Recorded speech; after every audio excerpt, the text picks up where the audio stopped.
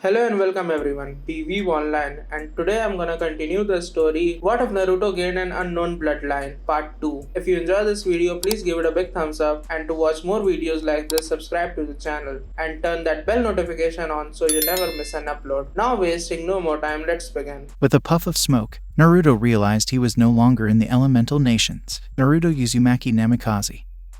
Welcome to Mount Mayaboku, home of the summoned toads, Gamakichi said as Naruto looked around. Wow!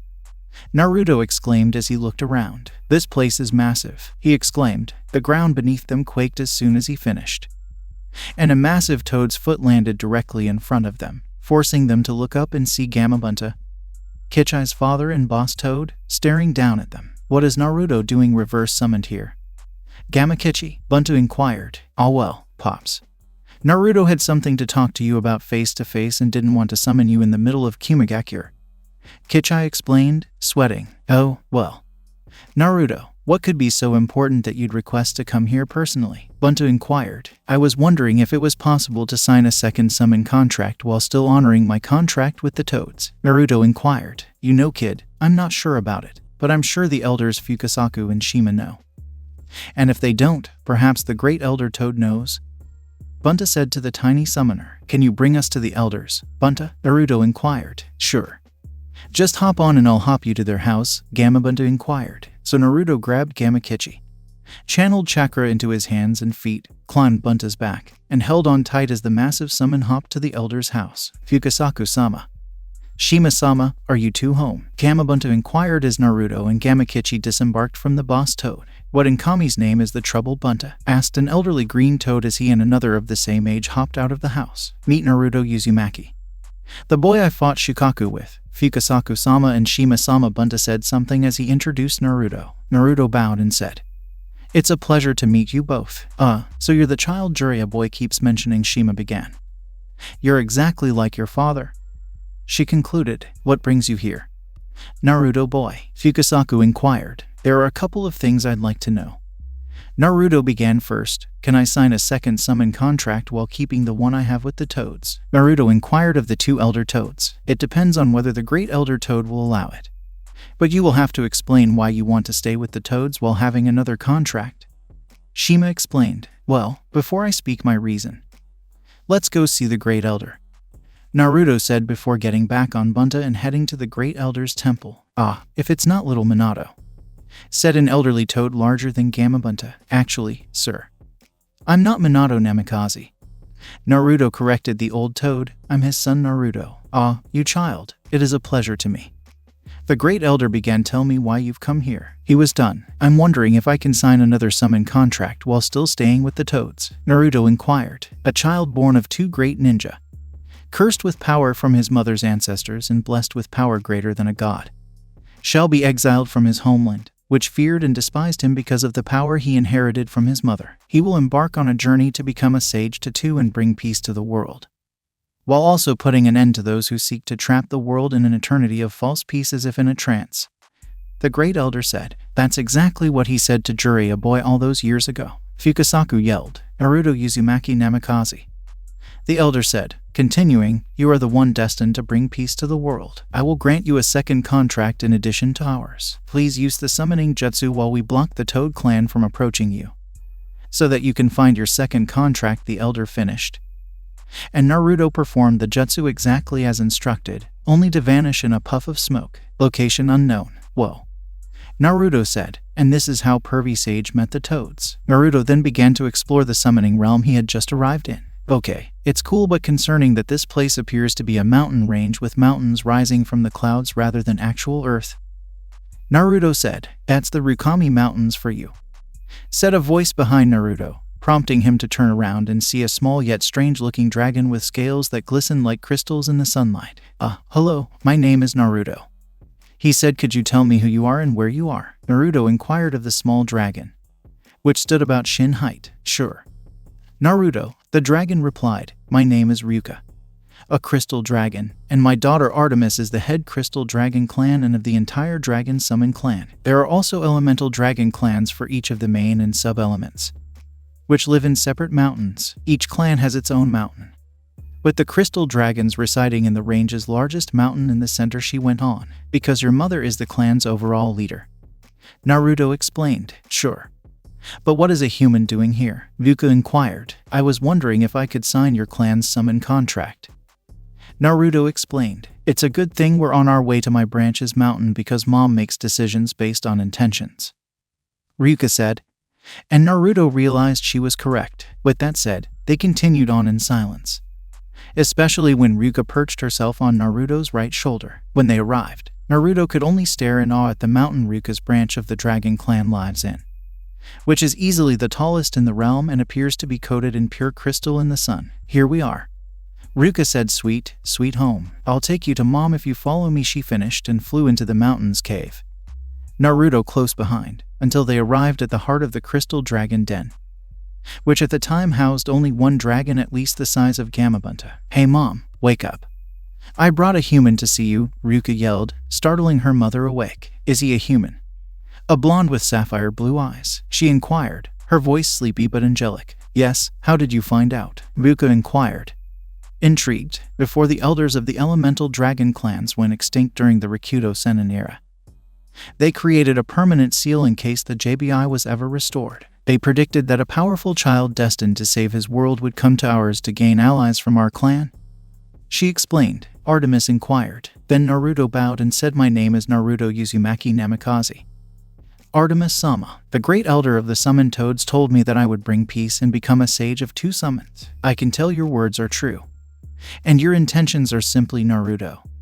Artemis began, and a puff of smoke appeared, followed by an open and blank summon scroll. So I, Artemis of the Crystal Dragons, give you permission to sign our contract, she finished. And Naruto signed the scroll. Gamakichi decided to do the other favor Naruto had requested after seeing his father flee with Naruto. I know, Naruto said, to ask Tasu and 2 others to help me with this task, but I bet I can take these scrolls to 4 of the 5 cage by myself, Gamakichi thought to himself, and then reverse summoned himself to the Hokage mansion in Hidden Leaf Village. Tsunade Senju, the goddamn Hokage of the Hidden Leaf, was having a difficult time on the job, and Shizune hid her sake, making the blonde cage more stressed than when Naruto almost died helping her against Orochimaru and Kabuto. But just when she thought she wouldn't get a break, her old teammate appears through the window. How are you doing, Haim? Jiraiya inquired, severely stressed and extremely frustrated from going through forced sake withdrawal. Tsunade replied, his face irritated. How much worse could the office work have gotten? The Toad Sage inquired. Tsunade began. Well, it turns out that since Naruto was banished, all of our alliances and trade agreements between the Sand Village and Wind Country, Waterfall, Spring, Wave, Tea, and every other country and village he and his team helped have been terminated due to his treatment here. Since we lost our alliances and trade agreements, the village economy has suffered disproportionately for shinobi and lower to middle-class civilians. However, for some reason, the civilian council and their families have not felt any of the fallout from this crisis, she elaborated. It sounds like the civilian council is doing some dirty business in the shadows, but we don't have the manpower or resources to investigate, Jiraiya said, having learned about the leaf through his spy network. It's actually gotten worse since Danzo left with his entire root division. And we can't mark them as missing nin because that group is officially disbanded and Danzo is retired from shinobi life, Tsunade said, trying to avoid a headache. Things have really deteriorated since you were exiled, Naruto, and man, do we ever need you now. Jiraiya thought until he noticed a puff of smoke on Tsunade's desk before it cleared, revealing Gamakichi. Gamakichi, the 2 Sennin inquired. Yo, said the small summoned toad. What exactly are you doing here? Jiraiya inquired, surprised. Mission for Naruto. Kichi responded, surprising the 2 once more. You were sent by Naruto, Tsunade yelled, prompting her assistant and apprentice to rush into the office. Is everything okay? Tsunade-sama, Shizune inquired. Sakura Haruno added. We heard you yell that Naruto sent someone. Jiraiya and Tsunade both pointed to Gamakichi as soon as they regained their composure. And as Sakura and Shizune lowered their gazes to where the Sennin were pointing, they saw Gamakichi. Hey, he said to them, not expecting a response. Oh my god, it's a talking frog, Sakura screamed, making the 2 Sennin and Shizune sweat and Gamakichi angry. Who the hell are you referring to as a frog? Just so you know, I'm a toad, Kichi corrected her. I'll never understand why Naruto likes someone as loud and disrespectful as you. The little toad added, widening Sakura's eyes. How did you come to know Naruto and me? Sakura inquired. I know Naruto because he can summon the Toad Clan and he's my best friend, Gamakichi explained. I know you and Sasuke Uchiha because Naruto accidentally summoned me in his fight with that Gaara guy. But how does Naruto summon them? She inquired, still perplexed. You should ask my perverted idiot teammate Sakura standing next to me. Tsunade replied. Jiraiya, master, Sakura inquired, still perplexed. What is it, Sakura? That has made the Sennin famous? He inquired. The Sennin were well known for their battles with Hanzo and summons. Tsunade-sensei has the ability to summon slugs, while Orochimaru has the ability to summon snakes. Sakura paused before continuing. I summon toads as well. But my contract is the best, Jiraiya explained. Jiraiya. We'll talk about it later, Sakura. Didn't you see Gamakichi when Naruto summoned him to the hospital? Tsunade inquired of her apprentice. No, I was thinking of ways to be a better teammate and friend to Naruto. Sakura replied. Could you please get back to me with a message from Naruto? Gamakichi surprised Sakura and Shizune by asking. Shouldn't the Rookie 11 hear it if it's from Naruto? Sakura inquired, wanting her friends to be aware. I don't mind because I'm the messenger. Kichai responded. Okay.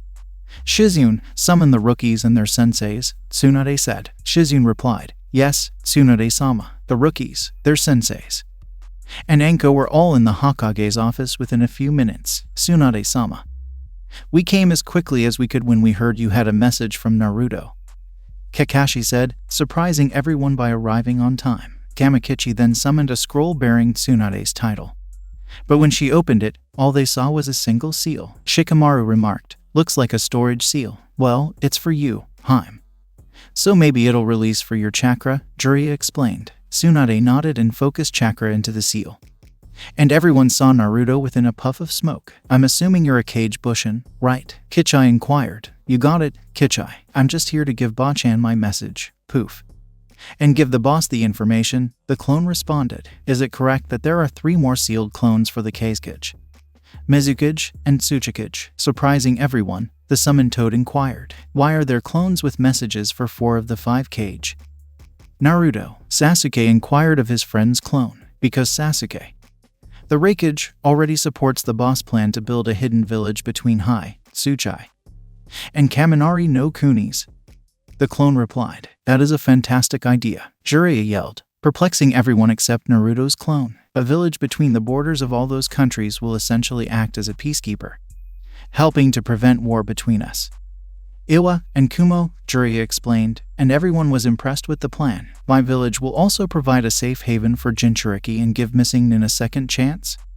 The clone added. Jinchuriki. The rookies inquired. People like me and Gaara of the Sand who have Biju sealed in us, said the clone. How many are there in total? Kiba inquired. Well, Kiba, there are 9 Biju, but I only know 3 hosts other than myself. Naruto responded. Naruto, who are the other hosts you know? Tsunade inquired. Well, there's Gaara the one-tailed Jinchuriki. The clone started, but Sakura cut him off. What? You mean Sasuke and I were killed by the host of the weakest-tailed beast? Sakura yelled. Yes. Naruto replied. The Raikage welcomed me with open arms when I saved his adopted daughter Yujito Nyai, host of the 2 Tails, from Hidden and Kakuzu of the Akatsuki. He continued before being interrupted by Jiraiya. You went up against 2 Akatsuki. Jiraiya, who was shaking like a leaf from shock, inquired. Actually, I killed Hidden, a devout Jashinist, and Kakuzu, a man who fought the first Hokage and lived off the body parts of those he killed. The clone replied, astounded everyone. Oh. And the last one I know is Killer Bee, the host of the 8 Tails. Naruto concluded. What do you know about him? Shikamaru inquired. Bee is the Raikage's younger brother. The clone explained before adding, and Sasuke. Itachi says hi to Sasuke. Can we now return to the boss' suggestion of a hidden village? The clone inquired. Yes. Naruto, and I, like the Raikage, support the idea, Tsunade began, adding, however, you will still need the support of the fire, earth, and lightning daimyos. Actually, Bachan, the plan has the support of the 5 Kage, Koyuki, the lands of Tea, Wave, Waterfall, and at least 4 of the 5 elemental daimyo. Naruto explained. Kichai, knowing Naruto.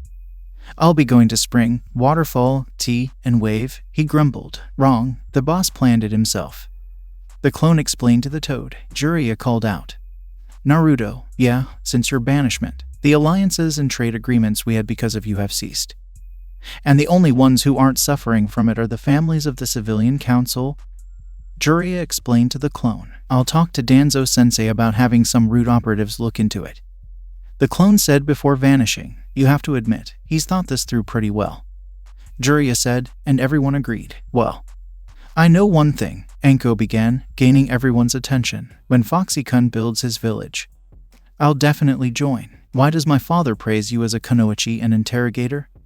Anko, Ino inquired. Simple kid, Anko replied. Like Naruto, Sakura, and Shizune.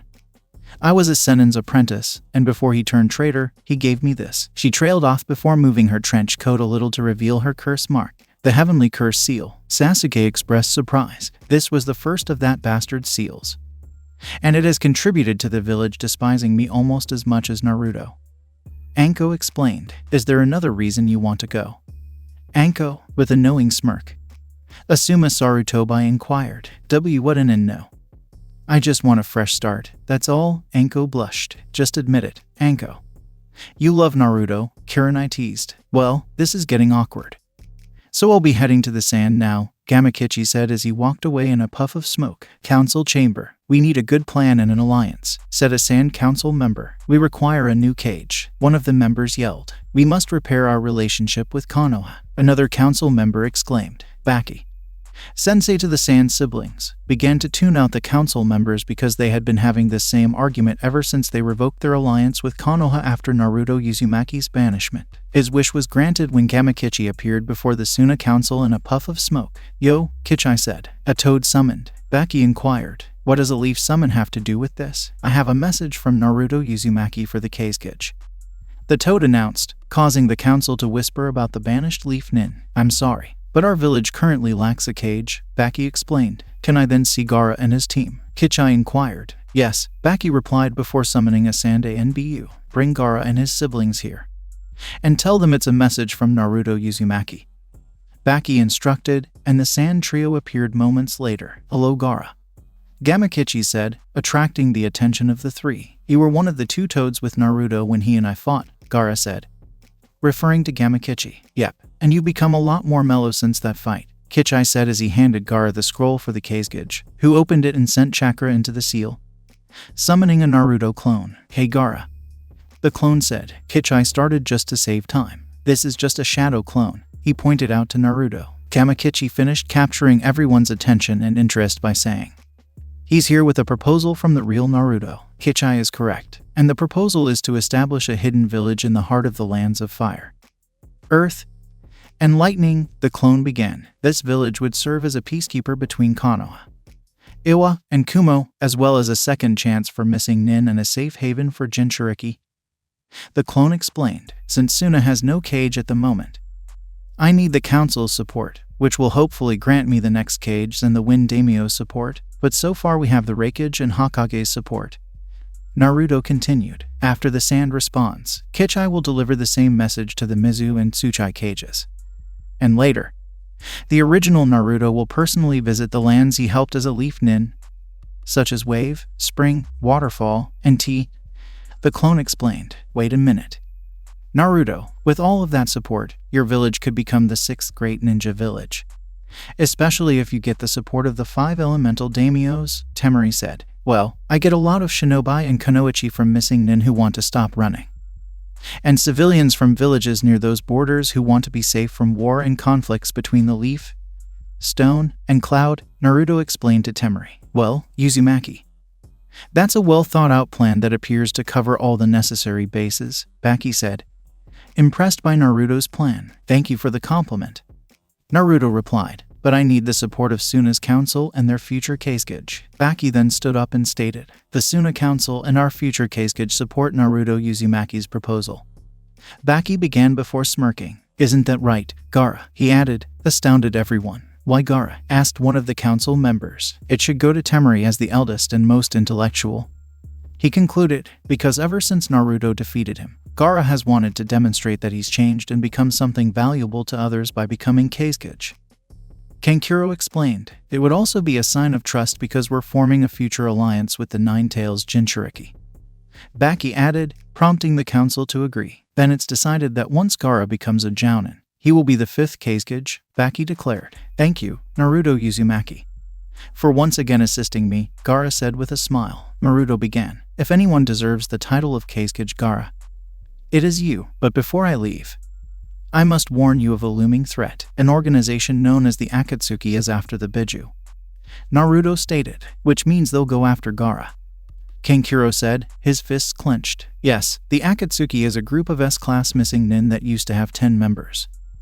Orochimaru, who left after attempting and failing to steal the body and eyes of Itachi Uchiha, who once trained me alongside Danzo Shimura, convinced his partner Kasama Hashigaki to leave the Akatsuki with him and join me. While Kakuzu of Takagakure and Hidden of Yukigakure were killed, now the only members left are Zetsu, their spy, Deidara of Iwa, Sasori of the Red Sand, Tobai, whom Itachi-sensei suspects, Conan, the Angel of Aim, and Pain, their self-proclaimed god of peace. Naruto concluded. If Sasori is an Akatsuki, he'll be sent after Gaara, exclaimed Kankuro. Yes, but they'll be set back due to recent losses, Temari explained, on behalf of Sunagakure. I thank you, Naruto Uzumaki, Baki said with a bow. You're welcome. And by the way, it's Naruto Uzumaki Namikaze, the clone said, shocking everyone. Well, I'll take that as my cue to head to the hidden mist for the next message, Gamakichi said as he walked away in a puff of smoke. It appears that the son of the Leaf's Yondaime will become the Shodaime of his own village. Gaara smirked as he exited the council chamber with his siblings, Terumi, the Godaime Mizukage of Kirigakure, and the woman who led the Bloodline rebels against the tyrannical Yondaime Mizukage Yagura. Jinchuriki of the Sanbai sat in the office of the Hidden Mist's Mizukage. She was thinking about what to do with Yagura, who is currently imprisoned in a Jinchuriki cell, and how to get Kiri back on its feet. A puff of smoke on her desk quickly distracted her from her thoughts, revealing Gamakichi. Hi, Kichi said, raising a webbed hand to greet the female cage. Is it a summoned toad? She inquired. What does Konoha want with my village? May asked angrily. Gamakichi began. TCH shows what you know. Lady, I'm not on a mission for the Leaf or Jiraiya, the toad explained. Then why are you here? She only asked for the same scroll as Tsunade and Gaara, and when she opened it, she was greeted by the 3rd Naruto clone. Are you still the Mizukage? He inquired. Yes, I am Mei Terumi, the Godaime Mizukage, she replied, then inquired. Naruto Uzumaki Namikaze, banished Leaf Nin, and Jinchuriki of the Kyuubi no Kitsune, the clone replied, but technically I'm a shadow clone due to the original being on an errand. Impressive, Mei said, but our village isn't too fond of Jinchuriki right now. How come? Naruto asked, surprised. The 3-tailed host is our Yondaime Yagura, who caused the Bloodline purge and the Civil War, she replied. That's odd, Naruto observed. How so? Mei inquired. First, tell me what Yagura was like before the purge and war, Naruto instructed. Well, Yagura was once a kind and peaceful man who cared about his people, Mei replied, perplexed as to where Naruto was going with this. The Sanbai is one of the peaceful Biju, and if Yagura was also peaceful, it means someone was manipulating him, Naruto explained. Do you think you could try to find out the truth? Mei inquired. If you just listened to his proposal, the real Naruto might, the Naruto clone replied. What type of proposal? Mei inquired. I intend to establish a hidden village between the borders of Hai no Kuni, Tsuchai no Kuni, and Kaminari no Kuni. Naruto began to pique Mei's interest. This village would serve as a peacekeeper between Konoha, Iwa, and Kumo, as well as a safe haven for Jinchuriki to live as the humans we are, and a place for missing nin to get a second chance. He continued. I also want to gain enough support for my village to become the 6th great ninja village, Naruto said, surprising Mei. That would necessitate the support of the daimyos, she explained. The real Naruto planned to handle that, as well as enlist the help of the lands of Wave, Spring, Waterfall, and Tea, the clone replied. And now that I've listened to your proposal, will you get the truth out of Yagura? Mei inquired. Yes. And I'll also warn you about the Akatsuki, a gang of S-class missing nin out for the Jinchuriki. Mist Sanbai and Rokubai are among those included, Naruto forewarned. Will your original supply information on them be available? Mei inquired. Yes, the clone replied. Then I support your idea, Naruto Uzumaki Namikaze, and will notify Water Daimyo about it, Mei declared, kissing the clone before he dispelled. Ha. I wish I could see the blush on Naruto's face from that. Kichai said before disappearing to ask a question of the Raikage, but was sitting at his desk to get rid of a headache. B was chillin' against the wall of his brother's office, but Yujiro was freaking out about Naruto's mysterious disappearance. But they were snapped out of their reverie when Gamakichi appeared on his desk. He said, "Yo, what does Jiraiya want at this point?" But was irritated. "Actually, I'm on an errand for Naruto Erg," Kichai explained before being picked up by Yujiro. "Where is Naruto?" "You little toad," as she began to squeeze him. She said, "He's trying to get a second summon contract while keeping the toads." "And I'd like to speak with the Raikage," Kichai replied. Yujiro placed Gamakichi on A's desk after receiving her response. And the little guy coughed briefly before turning to the cage. "Okay. I've been sending messages to the other cage about Naruto's village idea. And I was wondering if you sent the Tsuchikage a message about allowing a leaf summon in his village?" Gamakichi inquired. The old man replied that only if it was truly important. "I replied," Kichai said before poofing. "Great. Then I'll see you when Naruto summons me again." The third Tsuchikage, wielder of the particle release. One of the oldest living shinobi today, and one of the few alive today to have faced Madara Uchiha, sat in the Tsuchikage's office. Gamakichi said respectfully, "Greetings, Lord Tsuchikage. I told that ape of a cage that a Konoha summon can only enter my village for important reasons." Anoki explained. The old man then placed chakra into the seal summoning the last Naruto clone. And Kichai took out the final message scroll for the Tsuchikage. "Who are you, and what makes you look like the Yondaime Hokage?" Anoki inquired, perplexed and suspicious. "I am a cage bushin of Naruto Uzumaki Namikaze," the clone began, "and I have a proposal for you, Lord Tsuchikage." "Oh. And what is this proposition?" the fence-sitter inquired. "My proposal is to establish a hidden village between the borders of Hai no Kuni, Tsuchai no Kuni, and Kaminari no Kuni." Naruto began. This village would be a peacekeeper between Konoha, Iwa, and Kumo, preventing war between the villages, granting missing nin a second chance, and providing a safe haven for Jinchuriki to live. Naruto finished. Impressive. That would bring a large shinobi force and ensure a safe place for civilians who do not want to be caught in the crossfire of shinobi conflicts. Anoki said, stroking his beard. "How much support do you already have?" he inquired. "So far, I have the support of 4 of the 5 great villages," Naruto said. "What would you give me in exchange for my assistance?" The old cage inquired. "If you support my village, I will give a ninja of your choice a seat on my ninja council and a high-ranking position in my village." Naruto replied. "Can you ensure the safety of my ninja?" Anoki inquired. "Have you heard of the Akatsuki organization?" Naruto inquired. "They used to be a mercenary group I used to work with," Anoki explained. Naruto began. "They are a group of S-class missing nin after the tailed beasts, all of whom are sealed in Jinchuriki, without the power of the 9 tails sealed within me. I personally killed the immortals of the organization and saved the 2 tails host. I also have Itachi Uchiha and Kasama Hashigaki on my side, both of whom used to work for the organization." Naruto elaborated. "Very impressive," Anoki said. "Young Namikaze, you have Iwa's support." "Thank you, Lord Tsuchikage. And in return, the real Naruto will provide you with information on the remaining Akatsuki members when he goes to the Earth Daimyo for support for the village," the clone said with a bow. "Very well. And when he arrives, I'll introduce him to the ninja I've already selected," Anoki said as the clone vanished. "Well, that's 4 messages for 4 cages," Gamakichi began, "and I could use a snack and a nap." And with that, the little summon toad was gone. "But he's not home just yet." Naruto stood there in front of Artemis and Ryuga, who stared at him in concern when his eyes appeared to have glazed over when he finished signing the summon contract for the dragons. "Haha, sorry about zoning out like that," Naruto apologized, explaining, "I was feeling the after effects of the Kage Bushin no Jutsu." "When did you use this jutsu?" Naruto, "And what does it do?" Artemis inquired, perplexed. "Yeah, because I never saw you perform a jutsu when you first appeared in front of me," Ryuga added, puzzled. "First and foremost, the jutsu uses my chakra to create solid clones of me, and when they dispel after learning or experiencing something, their memories return to me," Naruto explained. "Can you tell me when you used it?" Artemis inquired. "I used the jutsu and sealed my clones and scrolls before giving them to a summoned toad named Gamakichi," Naruto explained. "I originally asked him to get some backup and deliver the sealed clones to 4 of the 5 cage, so I could get permission to start my own hidden village," he finished. "I see. Naruto, and now I must inquire about the purpose of this hidden village. After all, I know these villages can begin peacefully, but time can corrupt their inhabitants. Artemis spoke with her eyes narrowed. Artemis. My village will be located between 3 of the 5 great villages, taking in missing nin, Jinchuriki, and civilians from neighboring villages who wish to avoid being caught in the crossfires of the ninja wars.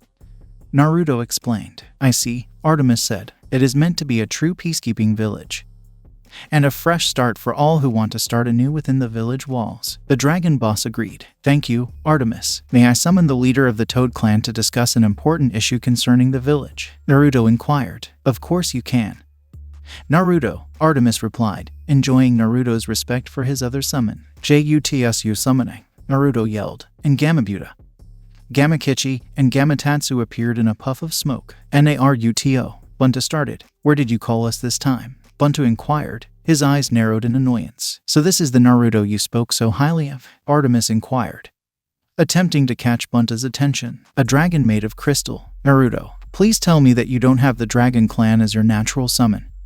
The Chief Toad begged. But, Bunta, Naruto responded, they are my natural summon. That means only the great Elder Sage had a true understanding of your potential, Bunta said, sweating slightly from nervousness. After the pleasantries were exchanged, Naruto told the Toad trio about his village's plan. Naruto, why did you bring us here for that? Gamabunta inquired, clearly annoyed. Because I wanted to name the village Ryugakure as a sign of trust for the Dragon Clan and its most elite shinobi group, the Gamma Guardians, to strengthen my bond with the Toads since they are my very first summon, Naruto explained. A very sweet and touching idea, Naruto.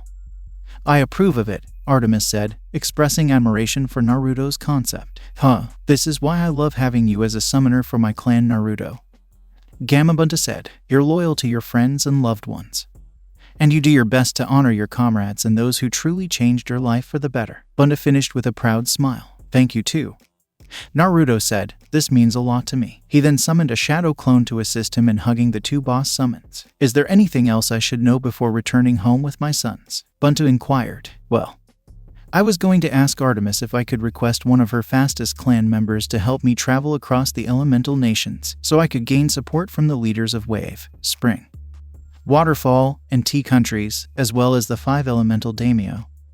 Naruto explained. Why not simply use clones, as you did with the 4 cage? Kichai inquired. Because Kichai, it would be most respectful for daimyo if it was the real me speaking to them, Naruto replied. I believe that is a very reasonable request, and a well thought out plan, Naruto, Artemis said before unleashing a powerful roar at the clouds.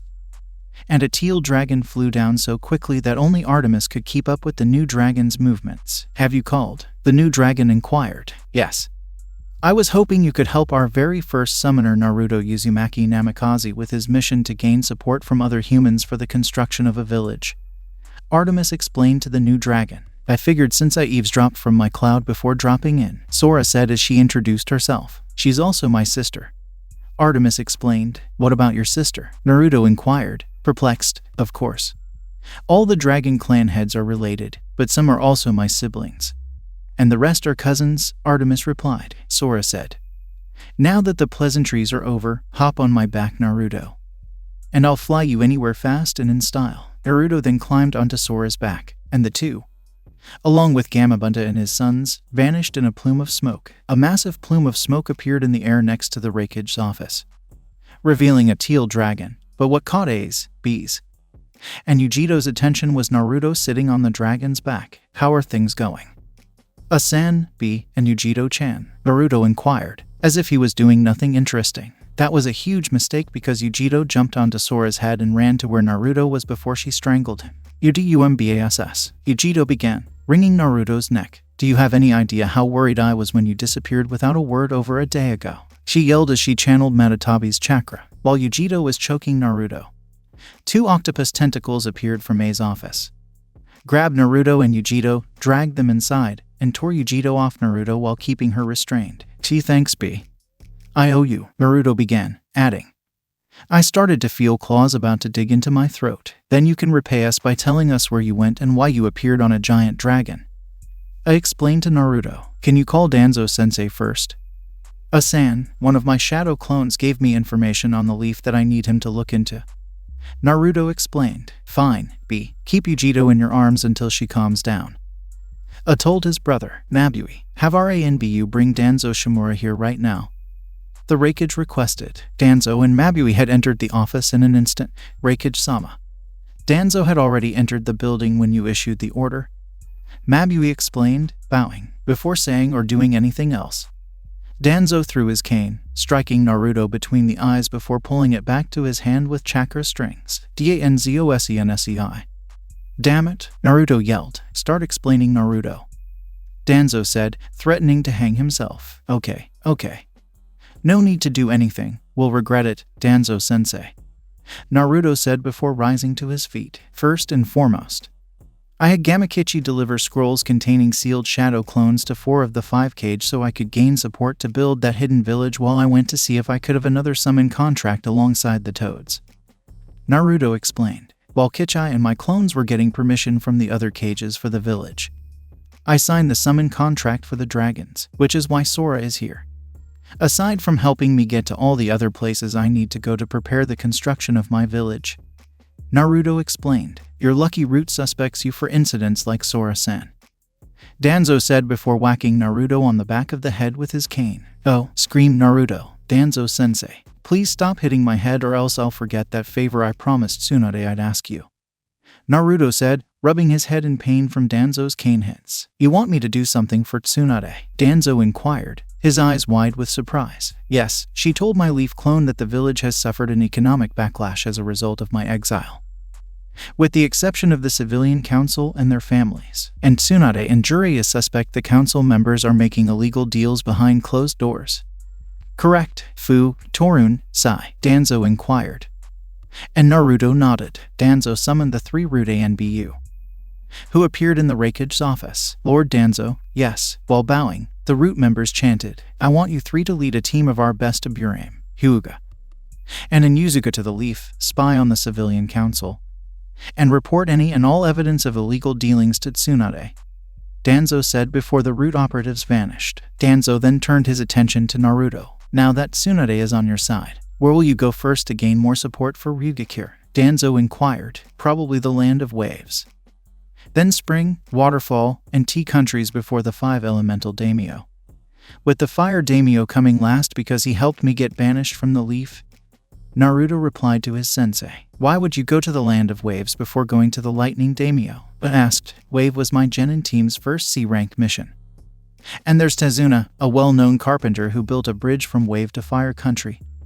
Naruto explained. He mostly wants Tazuna to be the construction foreman, and to visit the graves of Zabuza Mamachi and his apprentice Haku. Danzo explained. So, Naruto, when are you going on your journey? Asked Asan. As soon as I can, Naruto replied. Yujito, B. Accompany him and keep each other out of trouble. Instructed. Yes, Tausen, Yujiro said as he climbed onto Sora's back. Don't worry, bro. I'll keep 2 and 9 happy, be rapped before leaping onto Sora's back. Don't worry, Asan. I'll keep him quiet during meetings, Naruto said as he joined Yujito and B on Sora as she flew away. So, Naruto, would you mind telling me where the land of waves is? Sora inquired. Fly over the hidden leaf. Then head south until you see a massive bridge connecting the land of fire and a small island country. Naruto advised. So, Naruto, what happened in Suna, Konoha, Iwa, and Kiri after you sent clones to the other cage? Yujito inquired, perplexed. If the cat was sealed inside her, well, Granny Tsunade readily approved support for the village. The Sand named Gara the One-Tailed Jinchuriki as Kazekage when he reached Jounin and gave support. In Kiri I promised the Goddamn Mizukage that I would help find out what possessed Yagura, their Yondaime, and the Sanbai Jinchuriki to begin the civil war. And as for Iwa's old 3rd Tsuchikage I had to promise one of. You mean the Yondaime Mizukage wasn't a cold-blooded monster? Yujito inquired, perplexed. Actually, Mei Terumi said that before the Bloodline purge began, Yagura was one of the most peaceful kage in the world. Naruto began, adding, Kurama even said that Isabu was just as peaceful. Sora landed in front of a massive and familiar bridge as the two continued their conversation. So, what do we have here? Before starting to read the plaque on the bridge, Sora inquired. The Great Naruto Bridge. named after the ninja who became the hero of Wave by saving the country from Gato and bringing hope to the people of the country. Sora read as Naruto, Yujito, and B stood by her, surprised. A month after becoming a genin, this kid saved a country, B exclaimed, his jaw dropping. Wow, out of 4 people. The worst one got all the glory, Yujito smirked. First, let's go see the daimyo. Then we can see Tazuna, Naruto said as they crossed the bridge, as the 3 Jinchuriki walked through the streets. They were trying to figure out who they should ask for directions to the daimyo's residence, just as they were about to give up and start asking everyone they could. Their luck changed. Naruto-san. Naruto recognized the voice. And before anyone knew it, he was tackled to the ground by the bridge builder's grandson Inari. Nai-san, it's great to see you again. Inari said, crying in Naruto's chest. I never thought we'd see you again when Konoha exiled you. He finished sniffling. Inari, as much as I want to catch up with you and your family, I'd like to request a favor from the Wave Daimyo. Naruto explained to his young friend. All right, I'll take you 3 there personally. Inari said as he and Naruto stood up and led them to the daimyo's residence. Naruto slapped his forehead as soon as they arrived at the clearing where the daimyo lived. Tsunami is the daimyo. And he had the daimyo house built here to keep an eye on that old drunk Tazuna, am I correct? Naruto inquired, his gaze fixed on Inari. Yep, Grandpa didn't want the job or to leave here. So Mom set up the house here when she took the job, Inari replied, smiling. So, since the old drunk is so close by, could you go get him while we go see your mother? Naruto inquired as Inari nodded and departed to find his grandfather. With that, Naruto, Yujito, and B entered Tsunami's office and saw her completing the last of her paperwork. However, as soon as she finished the last document, everyone was surprised by Tazuna, who was also carrying Inari, slamming the doors open. Inari told me Naruto was back, Tazuna yelled, causing her father and son to appear in the doorway. But Naruto and 2 ninjas she had never seen before were on the couch in her office. Hey, Tsunami, Tazuna, Naruto said, before anything else could be said. Naruto's head was suffocated by Tsunami's chest. Oh Naruto, it's great to see you again. We were worried when we heard Konoha had exiled you, Tsunami said as she cradled Naruto in her ample bust. Tsunami, please give the brat some air so I can greet him, Tazuna joked. Tsunami quickly released Naruto after hearing her father's voice, her bright blush rivaling Hinata Hyuga's. Thank you, Tazuna, Naruto said, gasping for air. What brings you back to Wave Country?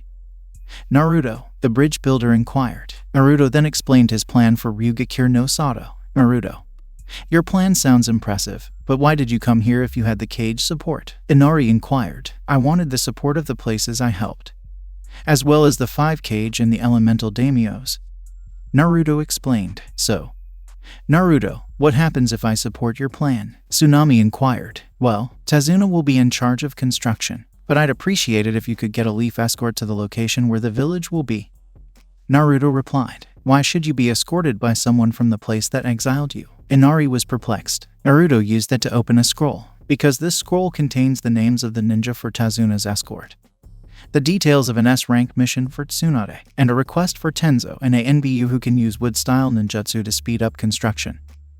Naruto explained as he handed the scroll to Tsunami. Tsunami said as she took the scroll. Well, since you seem to have this well planned, Wave will support its hero and aid in the construction of Ryugakure no Sato. Thank you, Tsunami. And I'll be back to let you know when Tazuna should leave, Naruto said before kissing his teammates goodbye and departing with his teammates. After crossing the Great Naruto Bridge, they boarded Sora and began their journey to Takagakure no Sato, the village hidden in the waterfall. Sora started to land at the base of a mountain with a large waterfall, which confused Sora, Yujito, and B. I know what you're thinking, Naruto began, but inside the mountain lies the hidden waterfall village, so the daimyo's office is in the village due to secrecy. He finished. With that, the trio dismounted Sora and Naruto led them through the cave behind the falls and into the village, where 2 waterfall jounin appeared. Who are you, and what are you doing here? In sync, the journal demanded. I'm Naruto Uzumaki, exiled Leaf Nin, and I'm here to request a meeting with Lord Shibuki and the waterfall daimyo. Naruto introduced himself. Shibuki and the waterfall daimyo were waiting for their guests in the Chunin's office, and as soon as Naruto walked in, he was swept into a huge hug by Shibuki himself. Naruto, my friend, it's great to see you again, Shibuki said, squeezing Naruto tightly. Shibuki, It's good to see you, but could you please let go before my ribs crack? Despite the pain, Naruto asked as he returned the hug. Oh sorry, my strength was slightly increased after drinking the hero's water. Apologized the waterfall leader. Excuse me. Naruto-san, but could we please get to the point of your visit? Waterfall daimyo inquired. While the daimyo was grateful to Naruto for saving the village from Suin, he did not like the fact that the village held such high regard for the boy that they lost their alliance with the strongest of the 5 great villages simply because the leaf decided to exile the boy. Naruto then explained his plans for Ryugakure no Sato and the support he has already received. Your strategy has the potential to become the 6th great ninja village. Shibuki began. I approve my support, he finished, and the daimyo nodded in agreement. After all, such a village would be an excellent ally. By the way, how is the Nanabi Jinchuriki treated? Naruto inquired. The demon bitch is treated as she should be. The daimyo replied, giving Naruto a perfect picture of how Taki treats a Jinchuriki. Shibuki, on the other hand, turned away in shame at the answer. So you treat her like a prisoner instead of a prisoner? Naruto said, his eyes narrowed. Of course. It's the only way to treat a demon, replied the daimyo. I try to insist on better treatment for Naruto. But the daimyo ensures the opposite, Shibuki explained. I'm sure our hero agrees with me. The daimyo said arrogantly and ignorantly. The room and village were filled with the killing intent of 3 Jinchuriki-tailed beast chakra cloaks once he spoke. I would never agree with someone who treats a Jinchuriki the same way Konoha treats me and Kumo treats Yujito. Naruto snarled, his chakra tails flailing behind him. Naruto, calm down, and I'll take you to Fu. But only if you take her with you when you go to your next destination, Shibuki exclaimed. Shibuki confronted the enraged Jinchuriki. What are you doing, Shibuki? The daimyo was taken aback. Shibuki glared at his daimyo. Stopping our village from committing more crimes against an innocent young girl, as well as stopping you from ruining a promising alliance before it truly begins. Thank you, Shibuki. Because we couldn't bear leaving a fellow Jinchuriki here where she's hated, Naruto said, bowing to him. Shibuki then led the 3 Jinchuriki to the tree that holds the hero's water. Fu lives at the top of the tree. But you'll need me with you because my father and I are the only people she trusts, Shibuki said, his voice sad. And now that your father is gone, you're the only bond she has in the entire village. Yujito lamented, knowing how few bonds she has in her own village. That's why, when you mentioned a second chance for Jinchuriki, I was overjoyed because she could finally have the bonds with others she deserves, Shibuki said, his eyes filled with hope. After that exchange, he walked up the tree with the 3 Jinchuriki trailing behind him, where they discovered a small home built in an alcove of the tree. When Shibuki got close, he was hugged by a small girl Naruto's age with mint green hair and orange eyes. Shibuki-sama. It's great to see you, she exclaimed in delight before her eyes narrowed as she realized he wasn't alone. Who exactly are they? Her tone was suspicious as she asked her friend. Shibuki introduced them, saying, Fu, this is Killer Bee, Yujito Nai, and Naruto Uzumaki. So, what exactly is the Leaf Boy doing here? Fu asked, aside from wanting Chomai's host to accompany Juki, Matatabi, and Kurama. With a smirk, Naruto inquired, what? Fu was taken aback by what he said. We understand what it's like to be a Jinchuriki. We've been there. And we want you to join us before your village completely abandons you, Naruto stated. What if they turned on me? Fu inquired, his voice trembling. They could exile you for doing your job, as Konoha did to me, or sell you out to Akatsuki, an organization made up of S-rank missing nin hunting the Biju, as Kumo did to Yujito behind the Raikage's back. Naruto responded, okay. I'll join you guys, Fu replied. We had better get you 4 out of here before the daimyo and the villagers try something, Shibuki said as he led them to Suten Shushin's secret entrance. Shibuki and Fu were taken aback when they saw Sora outside the village's secret entrance. I'm guessing you got some help from Waterfall and a new companion, Sora inquired. Yes, this is our fellow Jinchuriki Fu. Naruto introduced the generation's only female Jinchuriki. Is that a dragon? A real dragon? Shibuki was taken aback. Naruto explained. Yeah. I have a summoning contract with the toads and dragons. As a result, what is the name of your planned Ryugakure? Shibuki inquired, smirking. So when it's finished, I'll be living in his village. Fu inquired of Shibuki. Yes. And with your fellow Jinchuriki before that, replied the waterfall leader. I think it would be best if we moved on to our next destination, Sora said. She's right. We have a lot more to see and do before Fu and I have a permanent home. Naruto agreed with the wind dragon. Shibuki bid them farewell as they climbed atop Sora before taking flight again. But they were taken aback when Sora began to land on a small island. "What's going on, Sora?" Naruto inquired. Intrigued, Naruto. "Are you certain our next destination has lost all snow and has become Haru no Kuni in more ways than one?" Sora inquired, pleadingly. "I was there, and the people were brilliant. I'm sure they finished the generator Koyuki's father built a while ago because it was their late daimyo's and their current daimyo's father's life's dream." Before Sora could respond, Naruto took off again. When a giant dragon landed in the garden of their daimyo, the citizens of Spring Country were surprised and a little scared.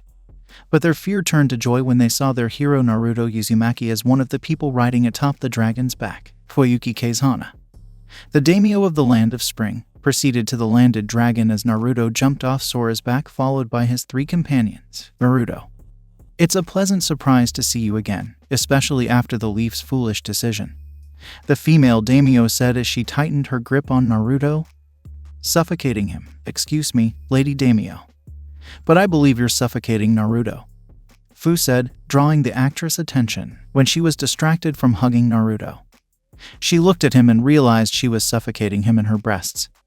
So she let go immediately so he could breathe. "Thank you for saving Fu," Naruto said. "Also, Koyuki, it's good to see you again." Naruto smiled at the daimyo. "So, in order to avoid being impolite, shall we go inside and discuss your visit over some tea?" Koyuki inquired. He was about to rap when Naruto and Yujiro elbowed him in the gut. "We'd be delighted to have tea with you, Koyuki," Naruto said quickly, smiling. With that, the actress, daimyo and her guards led the 4 Jinchuriki into the castle and into the common area, where servants brought in tea and proceeded to serve some to the daimyo and her guests. "So, Naruto, what do I owe you for this visit? After all, it's not every day that our country's hero shows up on the back of a dragon with 2 kumo-nin and a waterfall kunoichi," Koyuki began, smirking before taking a sip of tea. Naruto then went on to explain the events leading up to his exile, as well as his plans for Ryugakure. "Well, Naruto, that is a very impressive plan, and I agree with it. In fact, once you've got it set up,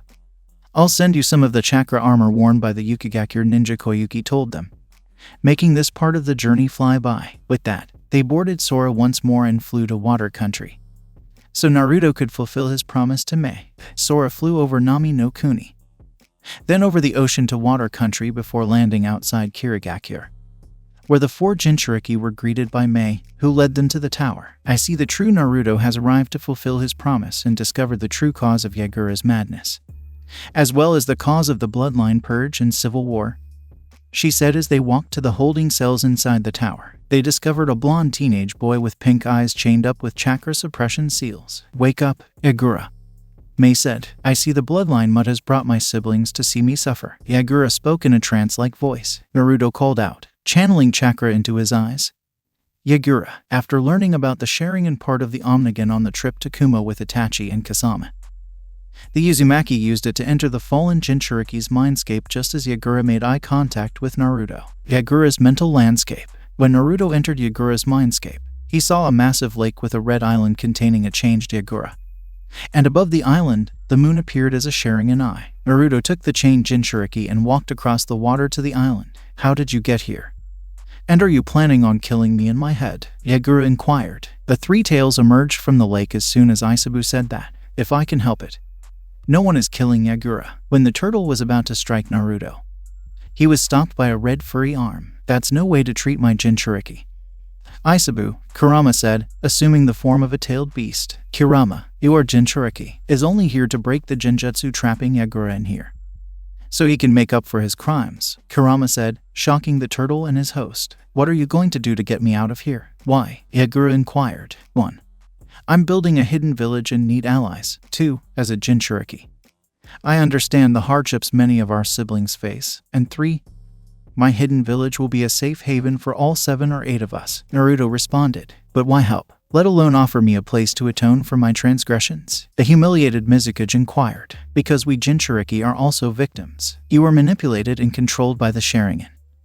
And you probably remember the person who did it," Naruto responded. "Yes, he had black spiky hair, a black cloak with red clouds on it, and an orange spiral mask with a single hole for the right eye," Yagura replied, astounded Naruto and Kurama. "No, it can't be." In Yagura's mind and in the real world, Naruto and Kurama said the same thing. so it appears you know of him as well. Yagura said, her eyes narrowed. Of course we do. He took Kurama from my mother, used his Sharingan to manipulate Kurama into attacking the leaf, and killed my father, the Yondaime Hokage, and my mother, Kushina Uzumaki, as they sealed Kurama into me. It also resulted in me being despised by the majority of the leaf until I was expelled by the council and daimyo for doing my job. He's also leading a group of missing nin called Akatsuki that is hunting all the tailed beasts, Naruto added, with a glare. Then release me, and I will do everything in my power to assist you. Yagura said, I don't want Isabu to be used as a weapon. We've always wanted to fight as a shield for the people, he continued. Naruto then cut the chains on Yagura and used the Sharingan side of his eyes to completely cancel the genjutsu. As they returned to the conscious world, Naruto and Yagura began to blink, and when they saw each other, they nodded. Naruto, what happened? Curiosity piqued Yujito's interest. Yagura was put under genjutsu by a man, Kurama, whom I want to kill.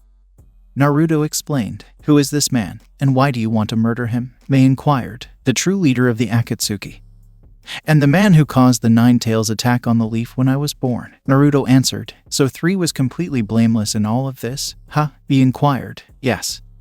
And we should all go to the daimyo, Naruto said, opening Yagura's cell and releasing him. With that, the 4, now 5, Jinchuriki and the Mizukage began their journey through the mist to the daimyo's office, with some surprise to see the Yondaime and Godaime walking together, while others glared at Yagura. Once there, they explained everything to him, from Mei's first meeting with Naruto's clone to what was revealed while Naruto was in Yagura's mindscape. I see, so our Yondaime was an unwilling pawn in someone else's scheme, the daimyo said, turning Naruto. Would you mind taking Yagura with you on your journey?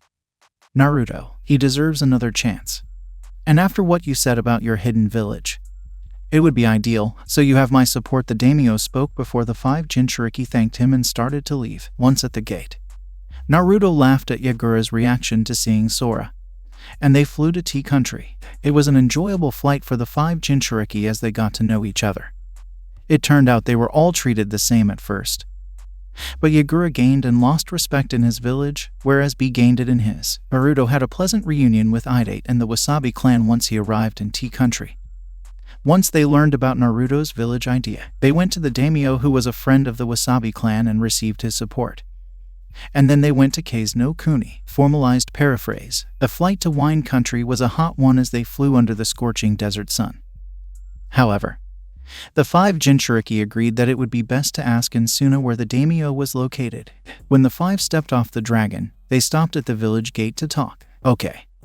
While we're here, since we still have a lot of time, I think we should make sure B is on his best behavior because we're going to the Keizukage Manor to ask directions, Naruto said. Why is it only me? B was agitated. Because I doubt Fu, Yujito, and Yagura need to be concerned about annoying our fellow Jinchuriki to the point where he kills them with a sand burial, Naruto explained as he walked into the village. So, Naruto, who are we going to question? Who is the sand Jinchuriki? And why is he in the Keizukage Manor? Fu inquired, in order to ask Sabaku no Temari. Ignore her brother Kinkuro, the one with the face paint. Sabaku no Gara is the Suna Jinchuriki. And for your last question, all 3 would be in the Keizukage mansion because they are the children of the 4th Keizukage, Naruto explained as they entered the building. The Sand siblings then entered the entryway to greet their visitors. This is a surprise, Naruto, Kinkuro said first. What brought you here? And who are your company? Temari inquired. Gara said, you're all like Naruto and I. So, Naruto, what brought 4 Jinchuriki here? Temari inquired, irritably. We were wondering if you knew where the daimyo's home was so we could ask for their support in regards to the village I'm going to build, Naruto responded. Temari replied, northeast in an oasis between the village and the high Kei's border. With that, the 5 Jinchuriki returned to Sora. Once she took flight again, it was easy to find the oasis Temari mentioned, and even easier to get the daimyo to offer support after learning about Naruto and Yagura's circumstances. As an added bonus, the Wind daimyo agreed to send all missions to Suna, allowing them to gain more funding, mission experience, and improve the quality of their ninja. The 5 Jinchuriki and the Wind Dragon took off back to Kaminari no Kuni. Kaminari no Kuni. On the flight to the daimyo, Naruto mentally prepared himself for the Lightning daimyo's questions about the instigator of the Kiri Civil War, as well as how to deal with the Earth and Fire daimyos. but he decided to worry about them after speaking with the Lightning Daimyo. When Sora arrived, the 5 Jinchuriki were met by the daimyo's samurai guard, who recognized the Raikage's brother and led them to the daimyo himself. "Oh, Killer Bee. To what do I owe this visit, especially since you've brought the disgraced Yondaime Mizukage with you?" the daimyo inquired. "Actually, sir, it's me who wanted to see you. Asen just wanted you Jito and be with me to make sure I don't get into any trouble," Naruto assured the daimyo. "Yes. I learned about you from Raikage-sen, young Namikaze. He also mentioned the village you plan to create. And I will offer you my support, however.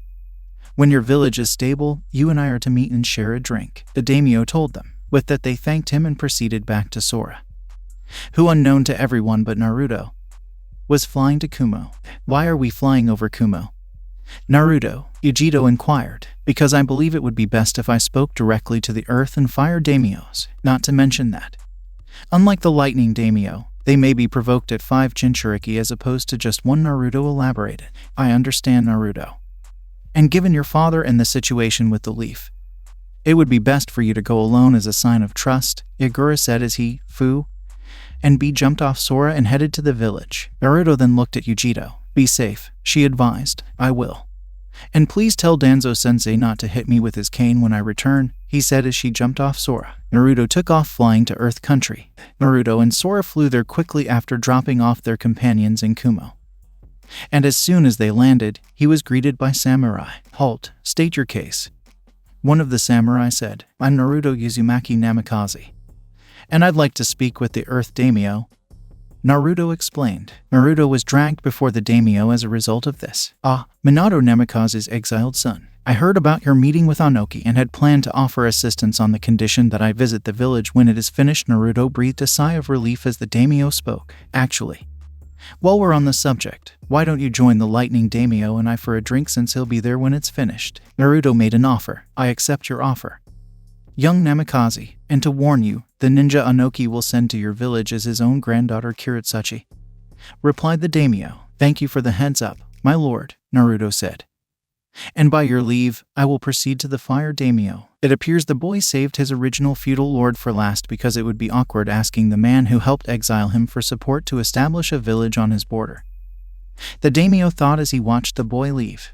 When Naruto and Sora arrived, they were greeted by the Rookie 11 and their senseis rather than a group of samurai. "Well, this is unexpected," Naruto said, looking around at his teammates and friends. "Let me guess, who's the real deal?" Sasuke inquired. "Would you be stupid and insensitive enough to meet a daimyo accompanied by a shadow clone or a few Jinchuriki?" Naruto inquired of his friend. "Do we want to know about the other Jinchuriki?" Kiba inquired. "Nope, besides that they are in Kumo right now so that the daimyo can be relaxed while talking to me," Naruto replied as he started walking in past everyone. Once inside, he appeared to be an elderly man holding a fan with the kanji for fire written on it. "Ah, young Naruto.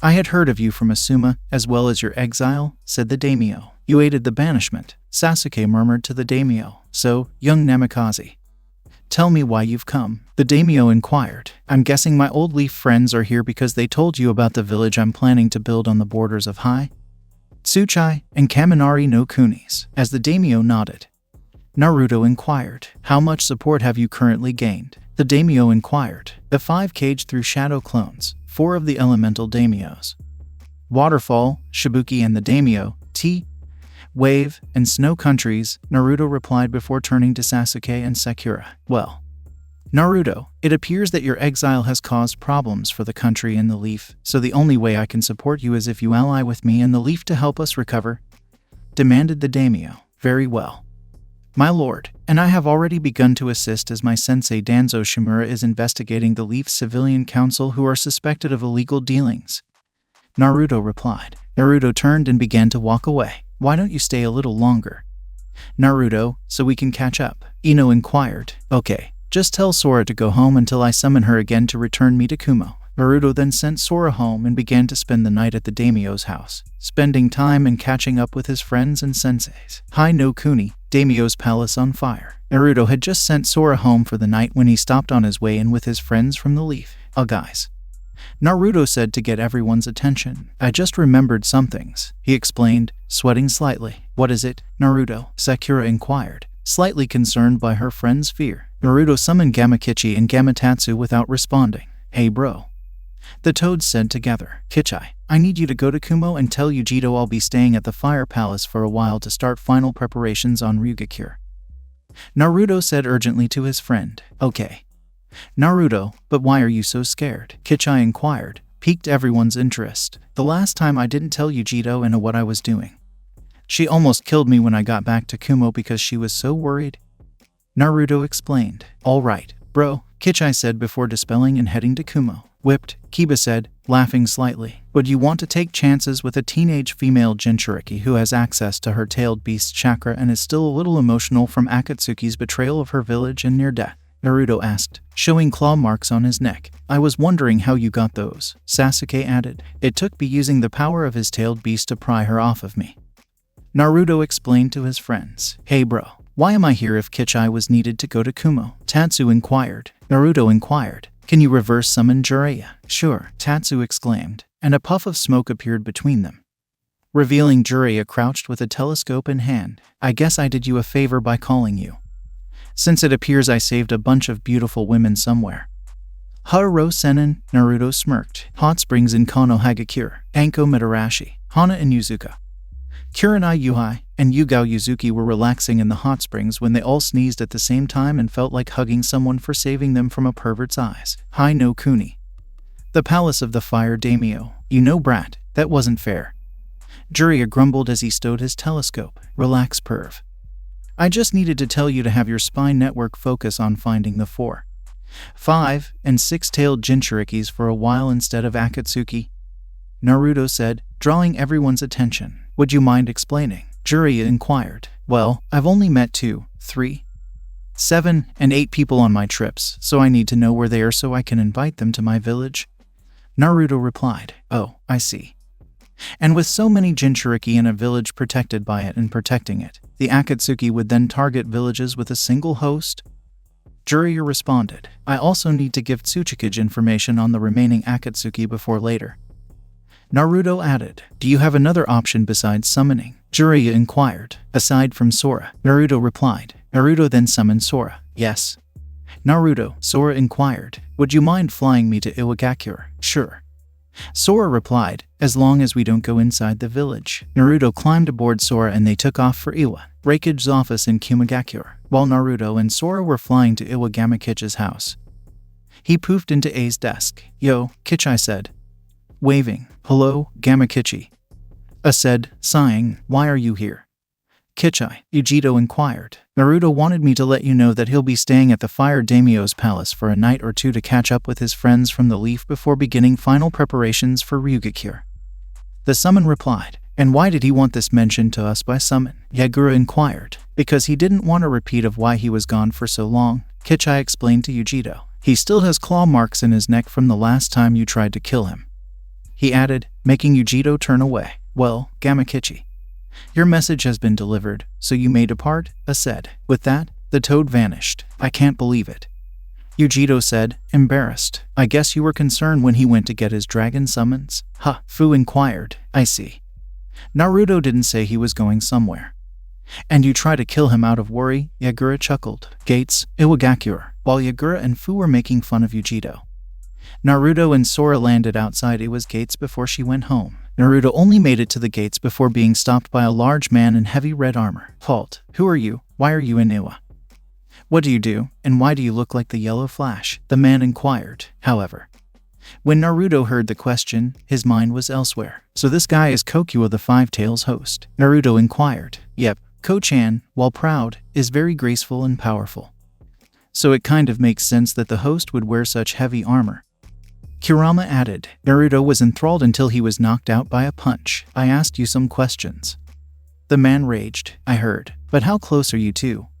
From one host to another, Naruto inquired. How close? The armored man inquired. Oh, I see you see 5 as a form of power and a weapon. Naruto said as he entered. Would you mind explaining how you see yours? The man inquired. A friend and partner. And even though I can't use all 9 tails, she keeps me in control when I get past 7 tails. Naruto explained. So treating a tailed beast as a friend gives you more power? The man inquired. It depends on why you fight and whether you truly intend to treat 5 as a friend. Naruto began. You gain more than power if you fight to protect people you care about and treat 5 as close as family as I do with 9. Naruto concluded. Would that be it? A friend, ally, family member, and possibly even a lover, depending on how you feel about your tailed beast? Naruto replied. Now, if you'll excuse me. My name is Naruto Uzumaki Namikaze, and I need to see Tsuchikage about providing him with Akatsuki information, he added. And why would you do that? Han inquired. Because the Akatsuki are hunting all 9 of us for our partners, and it will result in their capture? Naruto replied. By the way, I'm forming a hidden village that Tsuchikage has given his support. It's meant to be a second chance for missing nin and Jinchuriki like us. Naruto started. I was wondering if you'd be willing to join and try to live a normal life. And if not, could you at least pass the invitation on to 4? He said. A tempting offer. Han said. But who would be the Kage? You're talking to him. Naruto replied. A Jinchuriki leading a village and providing a peaceful home for the rest of us. Han said, his eyes closed. I'll consider your offer, Namikaze, and I'll forward the invitation to Roshi as well. He added. Thank you. Han, could you also direct me to the Tsuchikage Tower? Naruto inquired. Of course, for a fellow host, Han replied. After that, the two went to Tsuchikage's office, where Naruto knocked on the door. After a few moments, the two entered and saw Anoki arguing with a kunoichi around Naruto's age with short dark hair and black pupil-less eyes that screamed cocky. Why do I have to be an ambassador at some unnamed village that is about to be established? She wondered. Because Kuretsuchi. If things went as planned by the blonde Namikaze behind you, it could be the 6th great village, probably on par with Konoha. Anoki replied. You just want me out of the way so you can stay caged longer? Gramps, Kuretsuchi inquired, his tone suspicious. Did you really intend to send me your granddaughter? Tsuchikage-sama, Naruto inquired. I thought hearing from the Earth Daimyo would be a brilliant sign of trust. But if this is how she reacts, I don't think it would work out, Naruto said, gaining their attention. I was hoping you wouldn't meet until I sent her to you. Naruto, Anoki said, but I see you've met Han. Yes. And I invited him to my village when it's built, while ensuring Roshi gets it, by the way. Naruto said at the end. He left years ago due to his treatment. And it was exacerbated because people didn't like a Jinchuriki as friends with a Kage back then. Anoki stated solemnly. I see. Well, hopefully I'll get to meet him one day, Naruto said as he pulled out a small book and handed it to Anoki. This contains all of the current Akatsuki members' information, Naruto explained. Anoki took the book and began flipping through the pages before his eyes widened with surprise. So he joined them after betraying our village. That brat, grumbled the old Kage, his eyes filled with betrayal. I guess you've had some history with Deidara then? Naruto asked before Kuretsuchi and Han looked surprised at him. Han responded. Deidara was a brother figure to Kuretsuchi, a valued student of Lord Tsuchikage, and a candidate for our yondaime. Wow, all that promise. And he turns out to be a rogue nin hunting us? Huh, Naruto said before turning around. Where are you going? Kuretsuchi yelled, angry because Deidara was a member of Akatsuki, to begin the preparations for Ryugakure's construction. We can start the interior buildings of the village with a skilled carpenter and a certain Leaf ANBU, but we would need a few strong shinobi and kunoichi to help create the walls and many important buildings in the village. Naruto replied. Are you implying that you want Iwa's assistance in establishing this village? Kuretsuchi inquired. No, I'm asking Iwa to help build its defenses and shields. And having a high-ranking nin on the village council will actually help strengthen the bond between our villages, Naruto replied. Actually, that is a strong political move. When will you seek our assistance? Anoki asked, impressed by the blonde's intellect. It's difficult to say, but if we need Iwa's assistance, I'll come personally to ask Lord Anoki, Naruto replied. How exactly? Inquired the elderly gentleman. With your permission, I would like to place the mark of the Hurei-shin, my father's famed jutsu, on your desk to allow me to come speak with you when we need to. In a hurry, Naruto replied. Very well, the Kage said. But are you not afraid of us trying to recreate the jutsu for our own village? No, because I added a secondary seal within to protect the family secrets, which prevents it from being analyzed or recreated by anyone unless I allow it. The blonde nin replied. Impressive. You seem to be able to gain anyone's respect, especially mine, Anoki exclaimed proudly, surprising Kuretsuchi and Han. Until we meet again, Lord Anoki, Naruto said as he vanished in a yellow flash. Hi no Kuni. The palace of the fire daimyo. The leaf nin were conversing amongst themselves when they were interrupted by a yellow flash before seeing Naruto. Hey guys, I'm back, Naruto declared. Where did you go? Sasuke inquired. Iwa, to provide information about Akatsuki and strengthen a potential alliance with them. Naruto replied. They proceeded to catch up. Not knowing how much things would change with the construction of Ryugakure alone. The origin of Orochimaru. Lord Orochimaru. I must question your sudden desire for Naruto while seeking the Sharingan, Kabuto said. Tell me, Kabuto, how powerful a transformation seal can be? Orochimaru inquired. Actually, I don't. But what does that have to do with Naruto? Inquired the medic. A transformation seal can be engraved on a person's soul and can completely change their gender unless released. Orochimaru explained. I myself asked Uzumaki Mido for such a seal. The Sennin finished before making a hand sign. And a female Orochimaru appeared before Kabuto in a bright flash, as if that was what he was supposed to look like. How are you, Lord Orochimaru? Kabuto inquired. When I was about to enter the academy, I found out one of my classmates would be Jiraiya. And knowing how much of a perv he was back then, I requested Mido Uzumaki for a seal that would turn me into a male, with the intention of removing it once I graduated. But I became too used to the male form, especially since I had Jiraiya as a teammate. Orochimaru replied. How about the interest in Naruto? Kabuto inquired. Orochimaru inquired. Do you know why the Uzumaki clan was feared? Because of their kenjutsu and sealing abilities, as well as their longevity, he explained. My interest in Naruto is not only to strengthen the bodies I transfer to with the genetics of an Uzumaki Jinchuriki, but to recreate the Uzumaki clan because he embodies everything about the clan Lady Mido would speak of.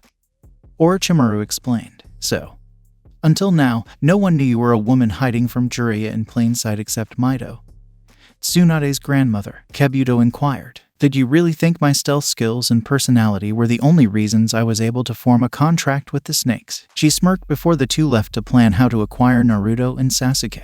Pain's Tower. Pain and Konan, two Akatsuki leaders, stood on their platforms as holographic images of their colleagues appeared one by one before realizing four were missing. Where are Itachi, Kasama, Hidden, and Kakuzu, Zetsu? Inquired the Rinnegan wielder. It appears that Itachi and Kasama betrayed us and joined forces with the Nine Tails host, White Zetsu said, addressing half of the missing men. However, this was after Kakuzu and Hidden were killed after they captured the Nibai. Black Zetsu explained. Really? And who killed the immortals? Inquired a man with a long ponytail. It turned out to be the Nine Tails. White Zetsu said. He had been withholding training from Danzo and Itachi. Appears to have a bloodline combining the Sharingan, Rinnegan, and Byakugan, and he is creating a village with the support of all 5 Kage, Black Zetsu concluded. So a Jinchuriki is building a hidden village. Can you explain more about that? Said Sasori, his voice raspy. It's supposed to be a peacekeeper between Leaf, Stone, and Cloud, as well as a second chance for missing Nin and Jinchuriki, said the white half. Konan inquired. How many Jinchuriki support him? The Nibai, Sanbai, Nanabi, and Hachibai are close to him, and it appears he has made contact with the Gobai Jinchuriki, explained Black Zetsu. In the future, the Ikabai container is said to become Kazekage, Sasori added. So the only ones we can target while trying to increase our ranks are the Rokubai and Yanbai, Deidara explained. Due to the shortage, Tobai will be the first new member, and while he and Zetsu scout for potential members, I want Sasori to track the Yanbai and Rokubai. The Nine Tails has already set us back significantly by killing 2 members, recruiting the other 2, and quickly gaining allies from his fellow Jinchuriki, he said as the images faded. So it appears the Kubai Jinchuriki is more resourceful than we had anticipated, said a voice from behind the 2, prompting them to turn to see a man wearing a spiraled orange mask. He appears to be able to set us back more than anyone. And if his village has multiple hosts, we would have to go for villages with only 1 host, as well as those who left their villages. Konan added. Beware his bloodline pain, for it may be as powerful as each of its constituent parts. The masked man warned before turning to leave. His eyes are powerful, but they cannot compete with the eyes of a god. Pain responded. You had better be right for your sake, Tobai said as he walked away. For him to break the Jinjutsu I had on Yagura, Naruto's eyes must be quite powerful. Tobai reflected. Sai, Fu, Torun and their colleagues had been spying on civilian council members in order to find evidence of illegal dealings. At first, Sai divided the Aburame and Yuzuka and Hyuga into two groups. Some were given a leader, while others followed him, Fu and Torun. Each group had been assigned a council member to spy on, including Mabuki Haruno. They were currently in one of the old route bases. Report, said Sai. It appears Tsunade and Juria's assumption about the civilian council making backroom deals is correct. Fu began. Many have made deals with Odo-nin, bandits, and even village secrets, Torun added. I've seen the same things. So all that remains is for me to report to Tsunade and let her decide the fates of the councilors, Sai said. With that, the Tree Elite Rootnin gathered their reports to present to Tsunade the following day. Tsunade sat in her office, doing the paperwork Shizune had brought in for her.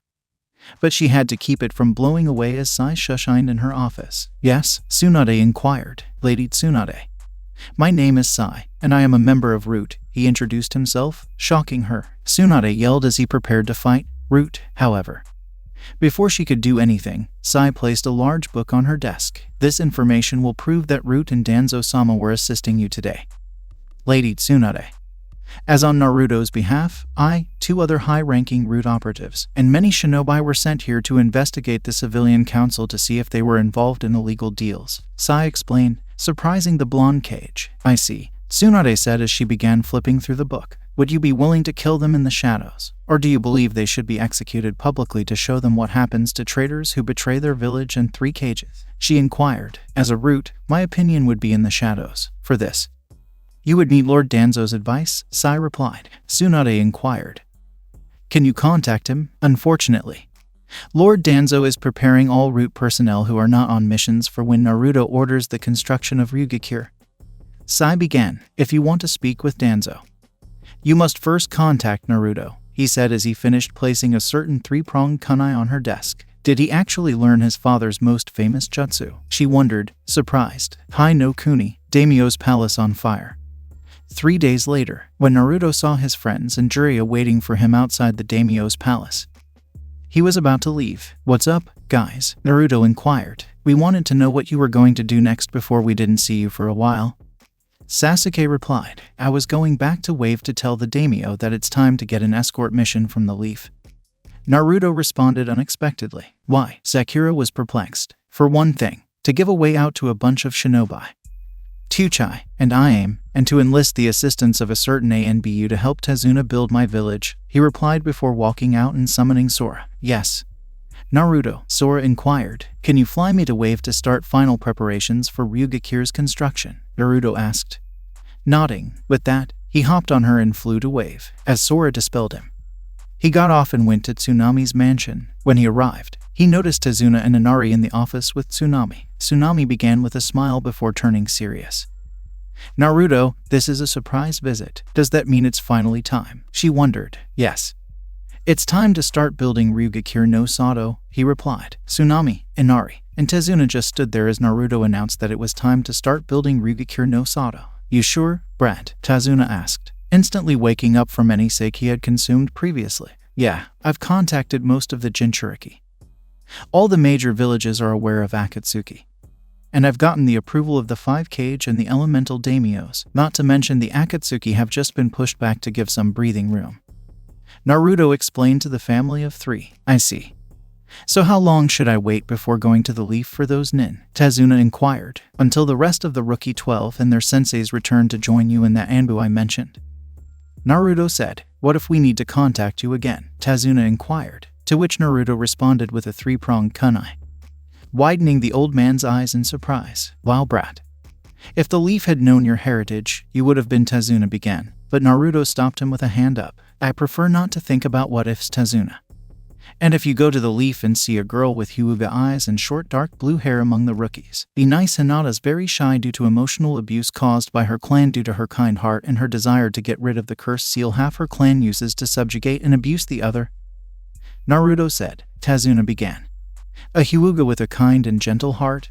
I'll bring Tsunami with me so she can give the girl some support from a strong, kind woman. The old man said, making his daughter look surprised. I was hoping you would. Naruto said. So, because we waited a couple days before leaving, we'll arrive a little later than those other rookies and senseis? Right, Inari inquired. Yep, and I'm going to tell them about the plan in case they want to join the village because it would be a great way to sneak out of the leaf. Naruto replied before disappearing in Hiraishin. Set fire to Daimyo's palace. Naruto reappeared, surrounded by his friends, Sensei, and Jiraiya. So, why did you vanish like that? Naruto, Ino inquired. Oh, I just went to Wave to start the first phase of Ryukiki's construction. Naruto replied. Tazuna, Kakashi inquired. Yep, and I gave him a long list of ninja requests, including you, my fellow rookies.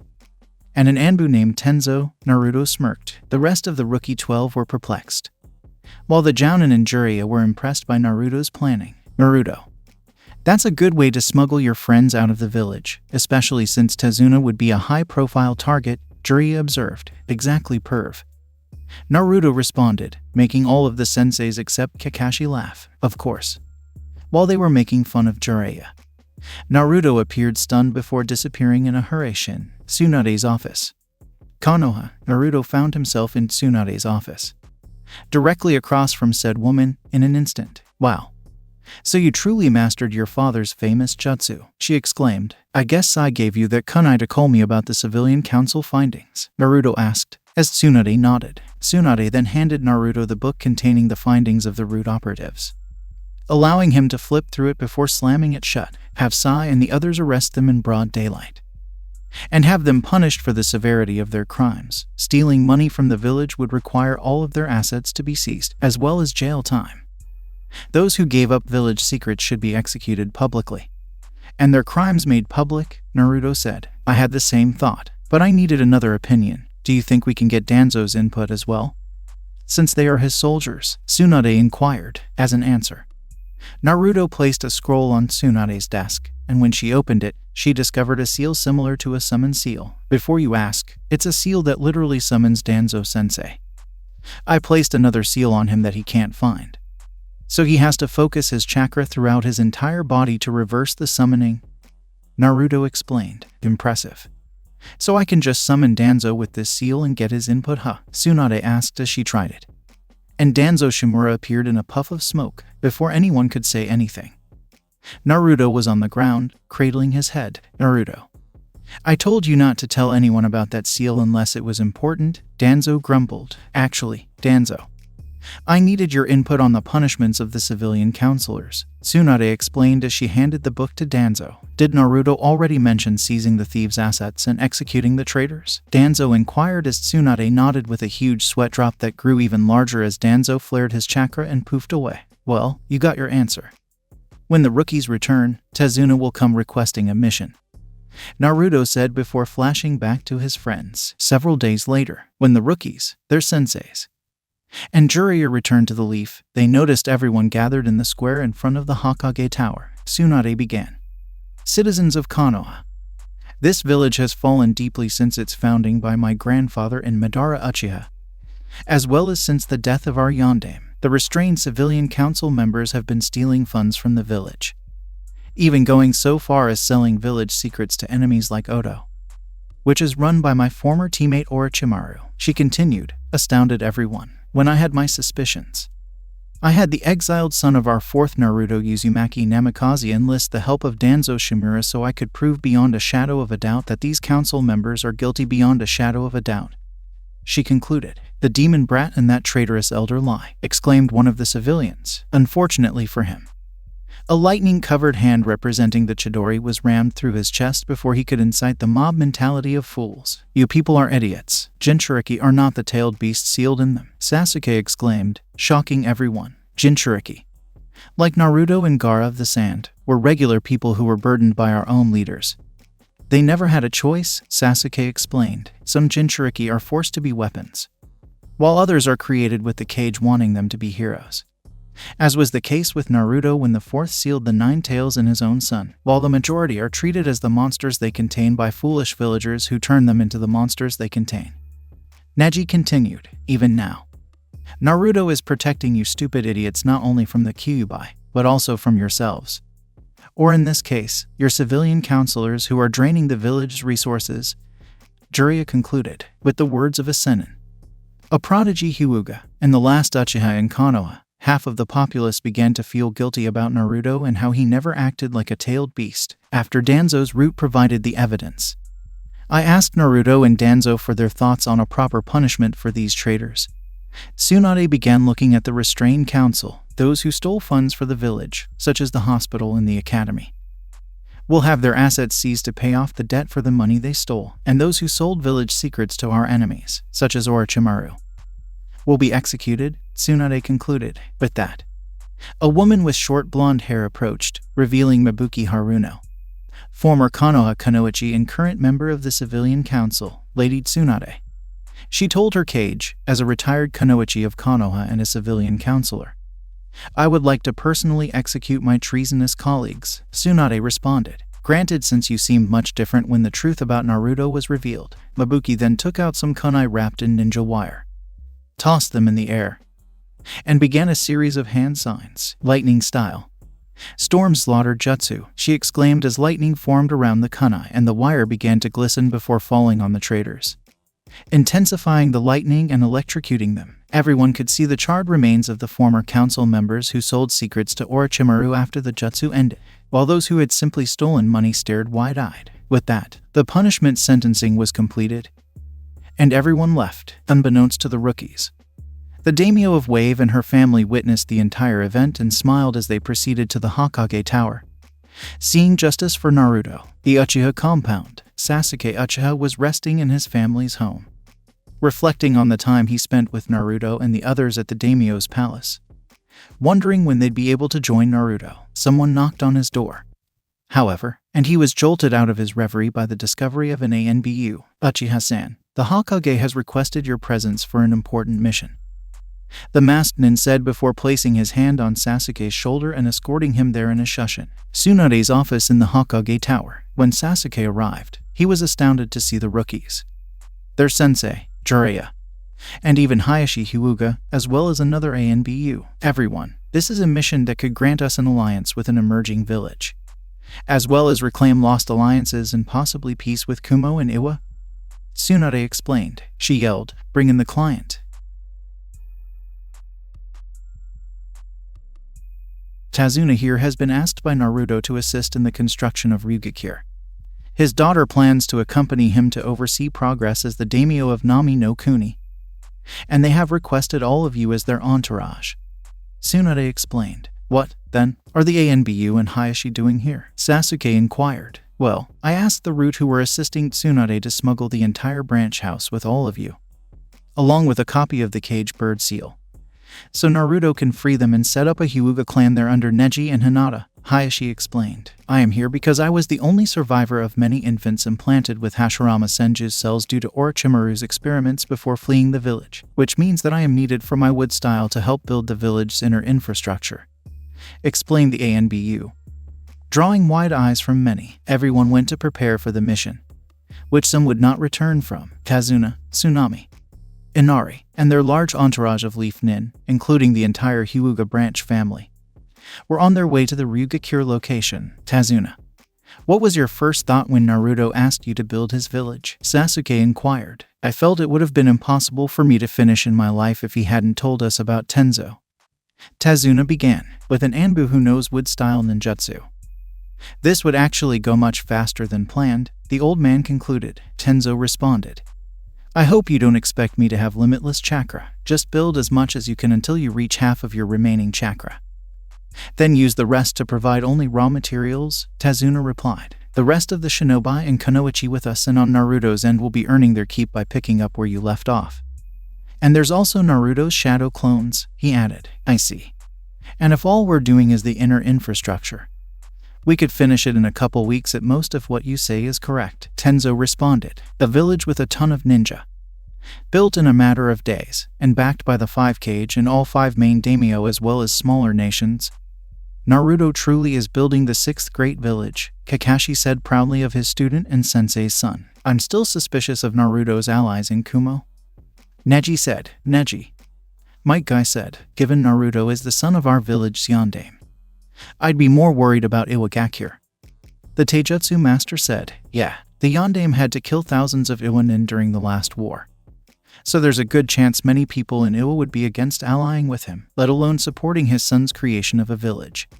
Asuma Sarutobi said as his nephew Konohamaru walked beside him. You'd think so, but from what Naruto said, Anoki was very willing and planned to have his granddaughter on our village council as a show of good faith. A voice spoke up, alerting everyone. 3 figures emerged from the forest before anything could be said or done. Hiryagura the Yonde Mizukichi, exclaimed Kakashi as he noticed the only male in the group. I know what you're thinking, Haddock, but I wasn't myself when I began the bloodline purge that sparked my village civil war.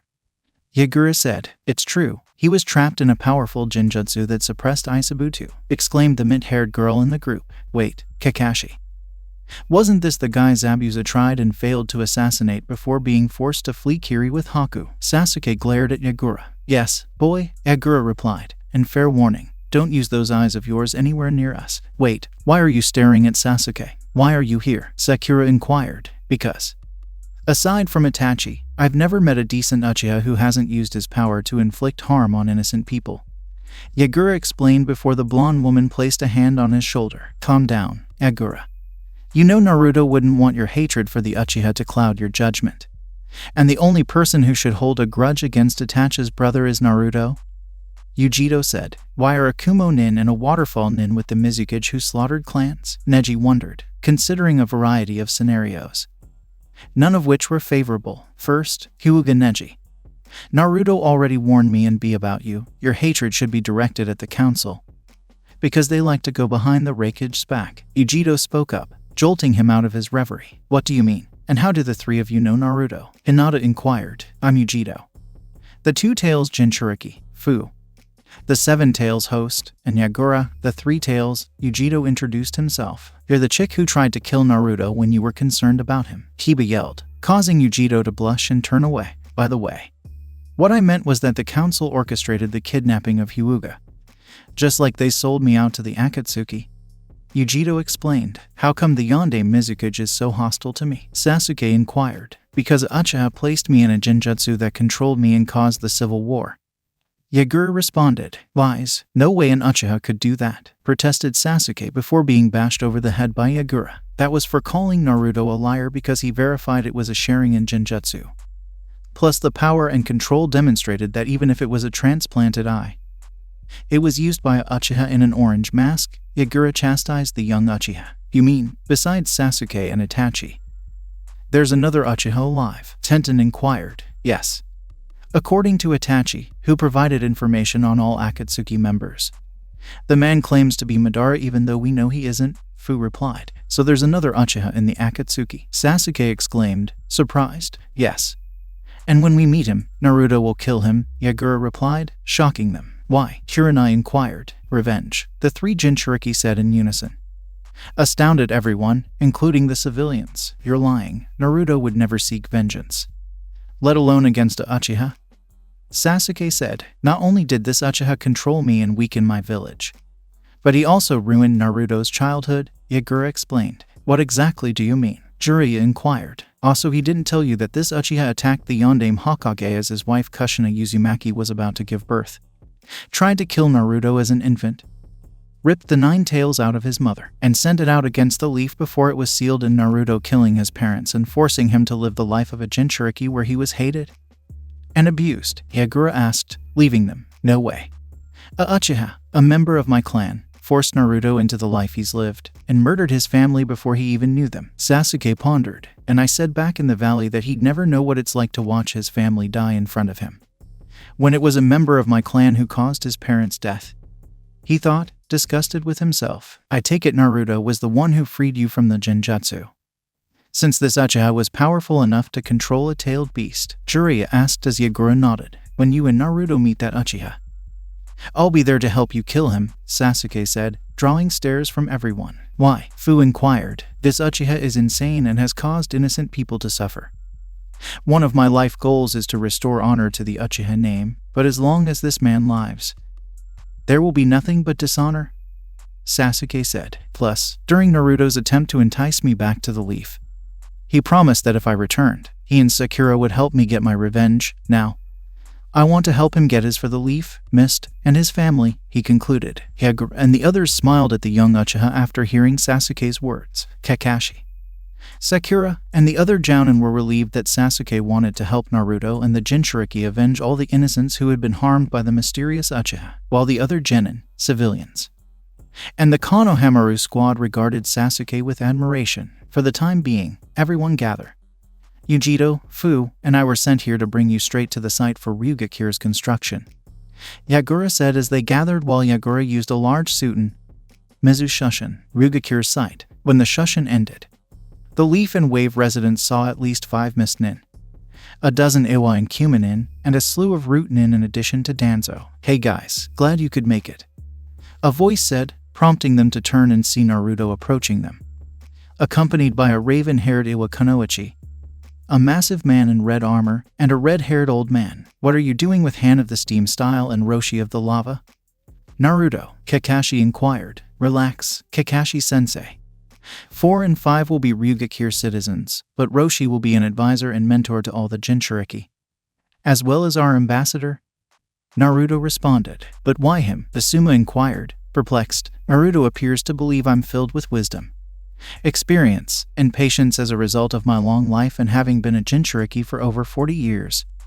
Roshi responded. Technically, you're the oldest living one of us because most of us die young, either from extraction of our partners, dying in battle or missions, or releasing our tailed beasts due to breaking from the abuse of our villages, Naruto said, as Yujito, Yagura, Han, Utakata, Fu, and B nodded in agreement. And who's the girl you're with? Ino inquired, eager for gossip. My name is Kuretsuchi, granddaughter of the 3rd Tsuchikage, and I'm soon to be a Ryugakure council member and a liaison between Ryu and Iwa. Kuretsuchi introduced herself. Tenzo approached Danzo during this time. Where has the rest of Root gone? He inquired, and spreading the word about the village to all the nearby border villages, along with Itachi, Danzo replied. And why is that? Tenzo inquired of his former master. To gain more civilians moving to Ryugakure because many in the villages along this 3-point border are sick of bandits, wars between hidden villages, and missing Nin, Danzo explained. Plus, despite his complaints, even Naruto understands that D-rank missions foster teamwork, provide internal funding for a village, and foster a sense of reliability between civilian and shinobi. He added, I see. I assume the Iwa shinobi are here to build external defenses, but what about the Kumo Nin? Tenzo inquired. They are to assist Root as well as civilians in providing water and power to the village, said the elder. I assumed this was all Naruto's plan. The ANBU inquired as the former Leaf elder nodded.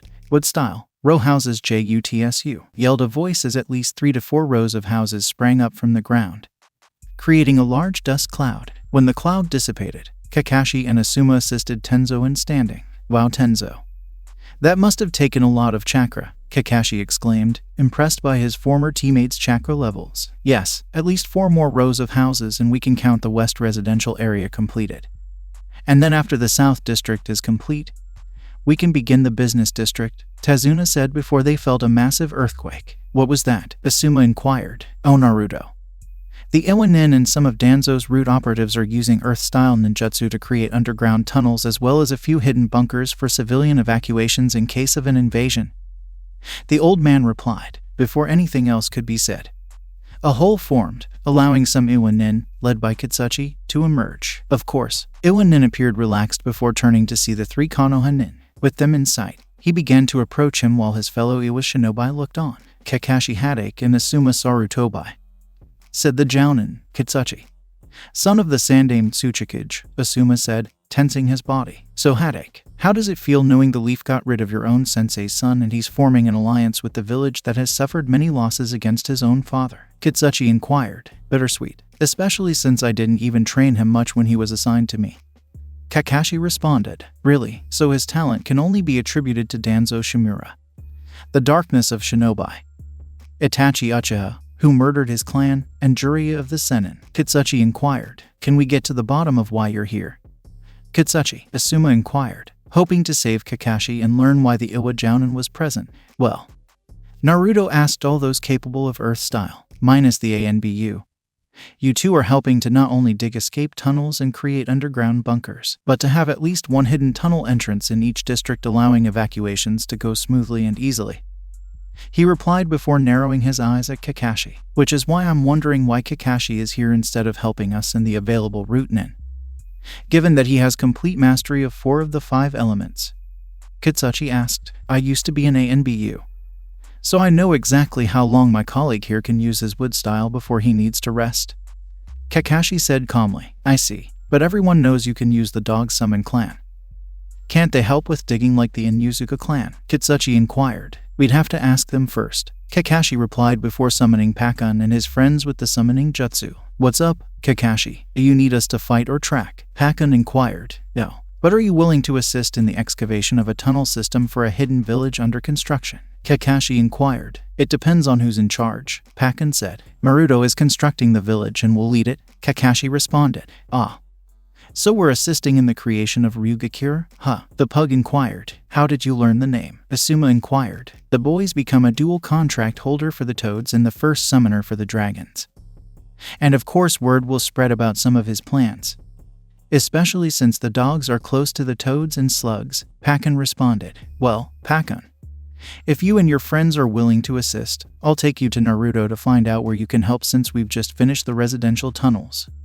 Kitsuchi said, attracting the attention of all the summon hounds. And Iwanin inquired one of the others. Don't be surprised. Naruto has the support of all the great hidden villages. There are even a couple mist nin here besides the Jinchuriki. Plus a bunch of Kumo nin, Tsuchikage's son responded. Perhaps his village plan is the best for the entire continent, Pakun said as he and his friends walked alongside Kitsuchi, with Naruto near the village center, as the carpenters Tazuna brought with him from Wave. Alone with more Iwanin constructed wood and stone homes. Naruto was coordinating shadow clones to assist with the construction of the south and west residential districts. Naruto yelled a voice from afar as he noticed Kitsuchi with Kakashi's summoned dogs. Pakkun, exclaimed Naruto as he picked up and hugged the summoned pug. Good to see you too, kid. Kakashi summoned us to assist Kitsuchi and the other nin working on the tunnels, Pakun said, patting Naruto on the back with one of his paws. Oh really? Naruto asked. Well, Kitsuchi has a diagram of the places where tunnels have yet to be dug, so he can easily guide you to the future locations of the business and market districts so you can begin and give the rest of the groups a head start. That sounds like a good plan. Naruto, Kitsuchi said. Wait, Kitsuchi, spread the word to all shinobi, kunoichi, and carpenters that once the final tunnels are completed, we will stop for the day to allow all the ninjas to rest and recover chakra.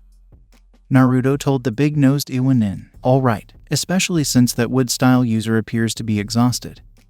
Kitsuchi replied. The stone nin then left with the summoned hounds to finish the job. As they were leaving, one of the carpenters approached them. Are you sure it's a good idea to stop when the tunnels and bunkers are built? The man inquired. Yeah, we've all pitched in and done a ton of work that would take regular people days, if not weeks.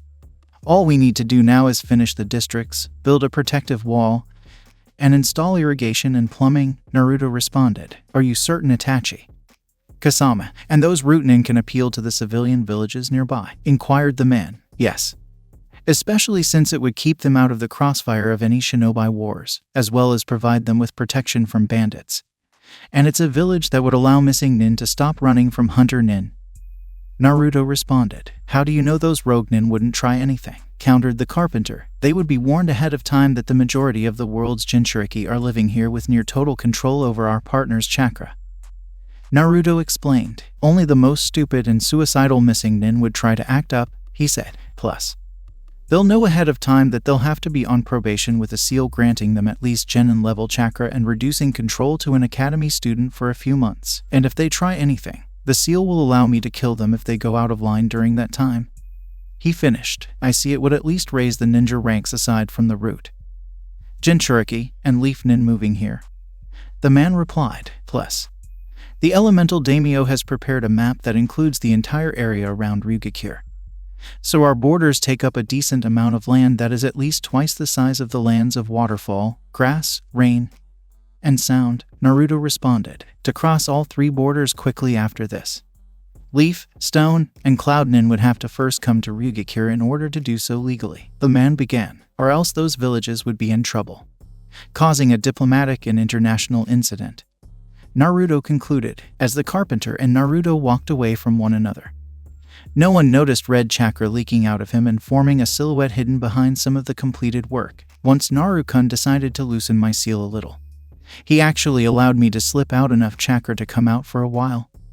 The figure said, "Now I just need to talk to Anko, Yujito, and that blonde friend of hers." They finished as they stepped into the light, revealing Kurama, the nine-tailed fox's human form. She gradually led all three women to a hidden location in the growing village. "What exactly are you two doing here? Shouldn't you be assisting with the construction of the village houses?" Anko inquired. "Well, we've done pretty much all of the clan homes, which will most likely be expanded on in the future," Yujito replied. "Same with my residential area."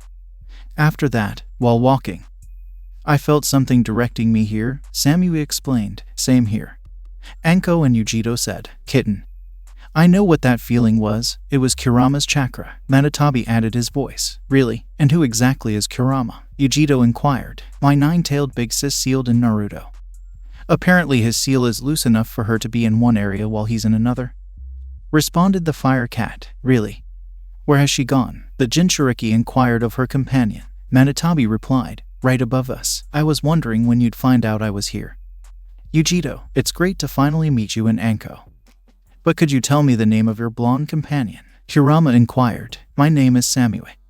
"Tell me who you are and how you know Yujito and Anko," she inquired. "Oh, my dear stoic blonde, I know a lot of things from what Naruto has seen and heard since the day he was born," Kurama replied, setting off alarm bells in Anko's mind. "Ninetails, how did you exit Naruto?" the snake mistress yelled before wrapping her tail around her mouth. "Are you going to unwind?" "My name is Kurama. Naruto personally loosed his seal enough for me to come out in human form while keeping the majority of my chakra in him to keep him alive," she explained before glaring at Anko. "Also a little FYI. I was in your village since its founding after that fight between Hashirama and Madara when I was sealed in Mito Uzumaki. And after Mito I was sealed in Kushina Uzumaki. Yes, Anko.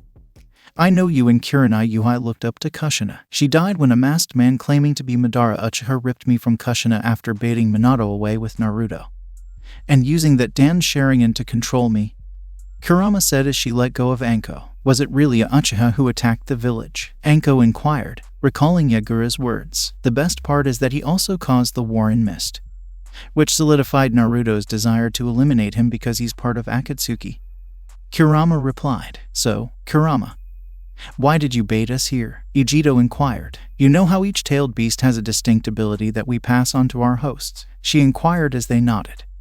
"My ability is to sense and read the emotions of those around me. At first, I could only do it with negative emotions, but Naruto assisted me in developing that skill," she added. "And how does that relate to us?" Anko inquired. "Because you three and I all love Naruto," Kurama responded. The female-tailed beast statement made all three of them look at each other, then at the tailed beast in human form. "And what makes you think Yujito and Anko don't like him?" Samui inquired. "Well, I could sense Anko started out with respect and admiration from the treatment they both received in the Leaf. And well, even the Leaf's former Rookie 11 could figure it out when they learned Yujito nearly choked Naruto to death because she was worried about him after leaving to the dragon summons without telling anyone," Kurama replied, making Yujito blush and look away embarrassed about what she did. "The question now is, what made you fall for him?" Kurama inquired. "To begin with, he gained respect when he took down Akatsuki members and saved Yujito. I also saw him stand up for her against those civilians back in Kumo. Plus everything Yujito told me about how he respects women." She paused, blushing. "Ah, I get it. You think he's cool and would actually be a good guy who wouldn't just date you because of your sexy looks and big bust? Huh." With a smirk, Anko said. "Well, Samui has always been sensitive about perverts leering at her," Yujito said, recalling that the majority of men in Kumo are perverts with the wrong head. "Oh, trust me, once she gets to know him, she'll love him for a lot more reasons," Kurama smirked. "Like what?" Anko inquired. "You mean you had no idea that even without being Jinchurikis, Uzumakis had enormous chakra to rival the cage, as well as unrivaled stamina?" Kurama inquired. When they realized what she was talking about, the three turned as red as Hinata. "At least you're seeing a benefit to being with Naruto," Kurama smirked. "Wait, is that a bonus? So, what's the point?" Samui inquired. "Try a gentleman who treats you like a goddess, someone who listens to everything and tries to help with everything. Basically, you get together with Naruto. And you get a man who wants you and only you, with the only condition that we share him, Kurama responded. I'm fine with that condition, Anko said. Jinchurikis need a lot of love to balance out the hatred we get from civilians and other shinobi. So I'm in, Yujito added. All three women then turned to face Samue. I'm fine with it as long as he loves us equally.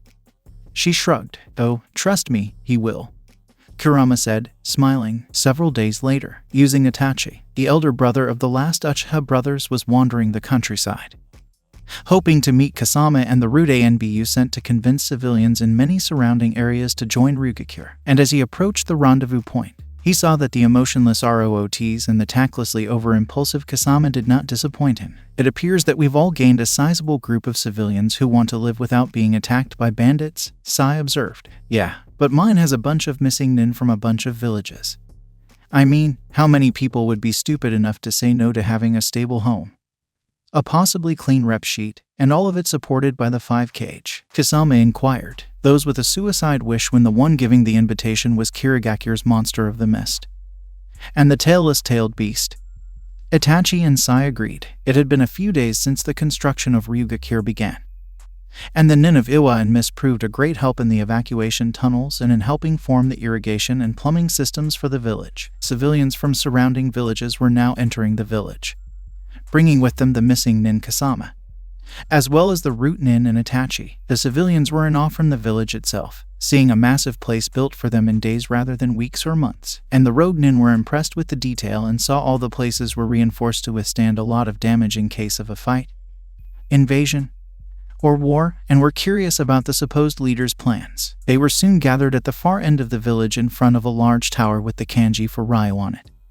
And even the children recognized that they were at the base of their new leader's place of business. Itachi saw old allies from the Leaf and went to them, followed by Kasama, and stood by Sasuke. So, Itachi, you trained and now work for Naruto? The genin inquired. Yes, though I had always been loyal to the Leaf and the reasons why our clan helped found the village, which the clan and you strayed from when you went to Orochimaru, the elder replied. Be careful, Itachi, the only reason none of us have attacked you is because we care about Naruto, Asuma said, recalling their last fight with the Uchiha. Within a moment, they all noticed a figure dressed in cage robes standing atop the cage mansion's balcony, with Han and Roshi behind him, removing his hat and revealing the face of Naruto Uzumaki Namikaze. Wait a minute, kid, is this village leader a child? One of the missing nin asked, surprised. That one action drew the attention of all the children, while those who were older shared the thoughts of the nin who spoke up. Yes, I am a child, Naruto said, drawing everyone's attention. My name is Naruto Uzumaki Namikaze, exiled Konoha nin, son of the Leafs Yondaime and Kushina Uzumaki. Naruto introduced himself. I am the one who came up with the idea for this village as a second chance for missing nin, a place for Jinchuriki to be accepted, and a peacekeeper between 3 of the 5 great villages. Jinchuriki are people who have one of the 9-tailed beasts sealed within us. For many of you civilians and all the children, those around us treat us as monsters. Those in power use us as weapons, and very few accept us in our own villages, Naruto said, surprising the civilians. Before you are Roshi of the lava style, the Jinchuriki of the 4 tails, Han of the steam style, the Jinchuriki of the 5 tails, and myself who contains the 9 tails. Naruto began explaining. We are made into Jinchuriki to be weapons, protectors, or heroes against our will. Some as children, and some as even infants like I was. In addition to the 3 of us, the village has Yagura the ex-Yondaime Mizukuge and current Jinchuriki of the 3 tails to all of you here from Mist. The man was manipulated under a powerful Genjutsu that not even his own tailed beast could escape. He began. There is also Yujito Nyai the 2 tails, Utakata the 6 tails, and Fu the 7 tails. Do you mean we have 7 out of the 9 Jinchuriki in this village? Asked Koga, a missing Sunanin who fled after refusing to attack the Gaara. Yes, Gaara the 1-tailed Jinchuriki is well on his way to becoming Suna's accepted Kazekage. And Killer Bee the Hachibai is still in Kumo as his brother's left-hand man, Naruto explained to the rogue Sunanin. Okay, Namikaze, what makes you think this village will be a peacekeeper between Iwa, Kumo, and Konoha? Said a Kumo nin who was staring at Hinata. This village was approved of by all 5 cage, and multiple daimyo, including the 5 elemental daimyo who gave us a ton of surrounding land, which means that ninjas coming from any village would have to pass through this territory and have to request passage to the others from us, Naruto said before disappearing in a flash, reappearing before the man and killing him in front of everyone. What made you do that? Another Kumo nin inquired. Any and all Hyuga here are forbidden. Any Kumo nin who even thinks about raping a single Hyuga will be executed by me or the clan. But said executions will be excruciatingly painful from now on because I do not tolerate forced bloodline breeding, Naruto replied. Naruto then used Hiraishin to return to the balcony. This is a shinobi village. I am the Ryukage, my word is law, Naruto declared. However, there will be a council to help run the village, one for trading with countries, businesses, education, and finances. The rest of the council will be shinobi clan representatives and ambassadors to other villages, such as Kuretsuchi, our liaison to Iwa, and the granddaughter of the Sandaime Tsuchikage, Naruto revealed. So, Lord Ryukage, these 4 representatives will be our voice to you? Inquired a civilian farmer. Yes, sir, Naruto replied with a smile. But there may be a 5th depending on how many civilians can fight and would be part of a police force alongside shinobi. Naruto, will the police force revolve around one clan like in Konoha? Sasuke asked, widening many eyes. Uchiha inquired. No, Sasuke. I am not making the same mistake as the Leaf. Our internal police force will have multiple ninja, not just one clan, and perhaps many civilians to strengthen ties between both sides of the village. Naruto replied. All right, but what about all us missing nin? Where do we fit in, O son of Namikaze? Inquired a rogue Iwa nin. Well, in order to gain the village trust, you will all have to wear a seal that reduces your chakra to at least genin level with academy level control for a while, until you earn enough trust to have your chakra and control increased before the seal is removed completely. Naruto replied. I see, so you also give us chakra to perform missions to earn money and trust for the village.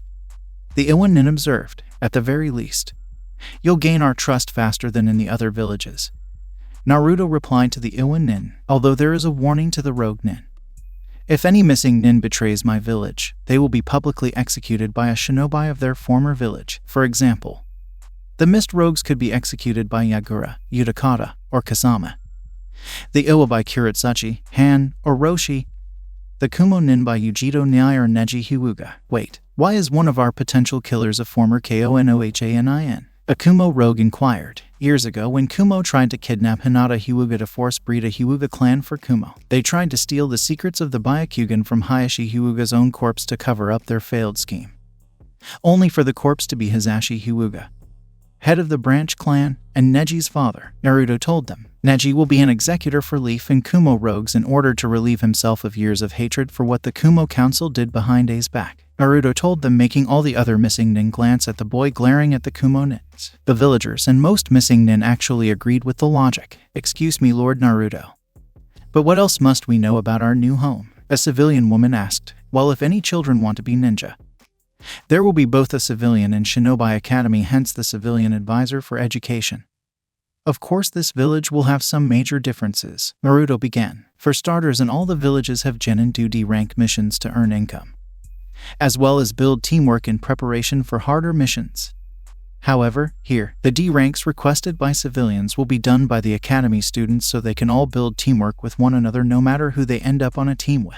Naruto explained, surprising all the ninja. That means once they leave the academy, the genin will start doing C ranks with teamwork that would normally take possibly months to build, Kakashi said with a single wide eye. Plus, the graduation exam would require more than E rank jutsu like the transformation, substitution, and clone jutsus, Naruto stated, making them all look at him again. Academy students would need to learn more than the most basic chakra control exercise like Konoha's leaf balancing. They would also be required to learn tree or surface walking, as well as an advanced clone jutsu like the shadow clone or an elemental clone. Naruto explained, making the jounin ranks more impressed with this idea. Finally, they would need to demonstrate a unique jutsu that they learn from someone, or create themselves, Naruto concluded. I see. By having academy students take the option of learning an advanced jutsu, or creating one of their own, Naruto ensures they are creating a strong foundation to which they can quickly rise through the ranks. Asuma says in shock, causing his cigarette to fall out of his mouth. Although I don't get the part about learning advanced things like tree walking while in the academy or learning those chakra draining advanced clones. Hiranai commented, That's because you're neither Uzumaki nor a Jinchuriki. Itachi spoke up, making everyone look at him. What do you mean, Itachi? Sasuke asked. Well, you know that despite being able to learn so much despite the academy trying to sabotage him, Naruto and every other Jinchuriki are incapable of using jutsu like the basic clones. Itachi spoke. Care to explain that, Itachi? Iruka asked. Uzumaki have immense chakra rivaling a cage. Even without the 9 tails, Naruto would never be able to use the basic clone because back then his reserves would still be at least Chunin to Jounin, making it impossible without massive amounts of chakra control training. Even a Jinchuriki outside his clan would have trouble due to the tailed beast's chakra expanding the host's reserves by massive margins. The Uchiha explained. That means without shadow clone jutsu, Naruto would have never been able to graduate whether or not he was trained by you and Danzo.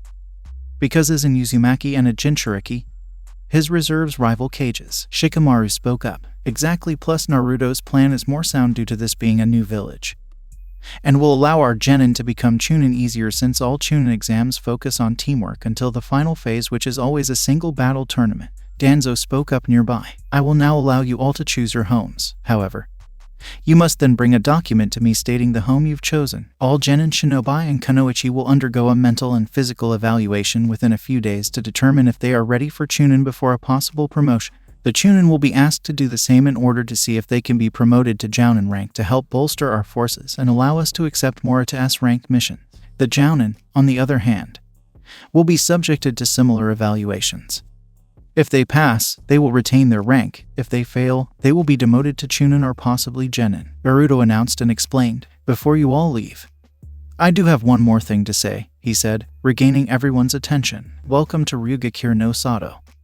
Your new home, he said, beaming. So this was the end of the series. I hope you enjoyed it, and if you did, give it a big thumbs up and subscribe to my channel so you never miss an upload. Till then, we weeb offline.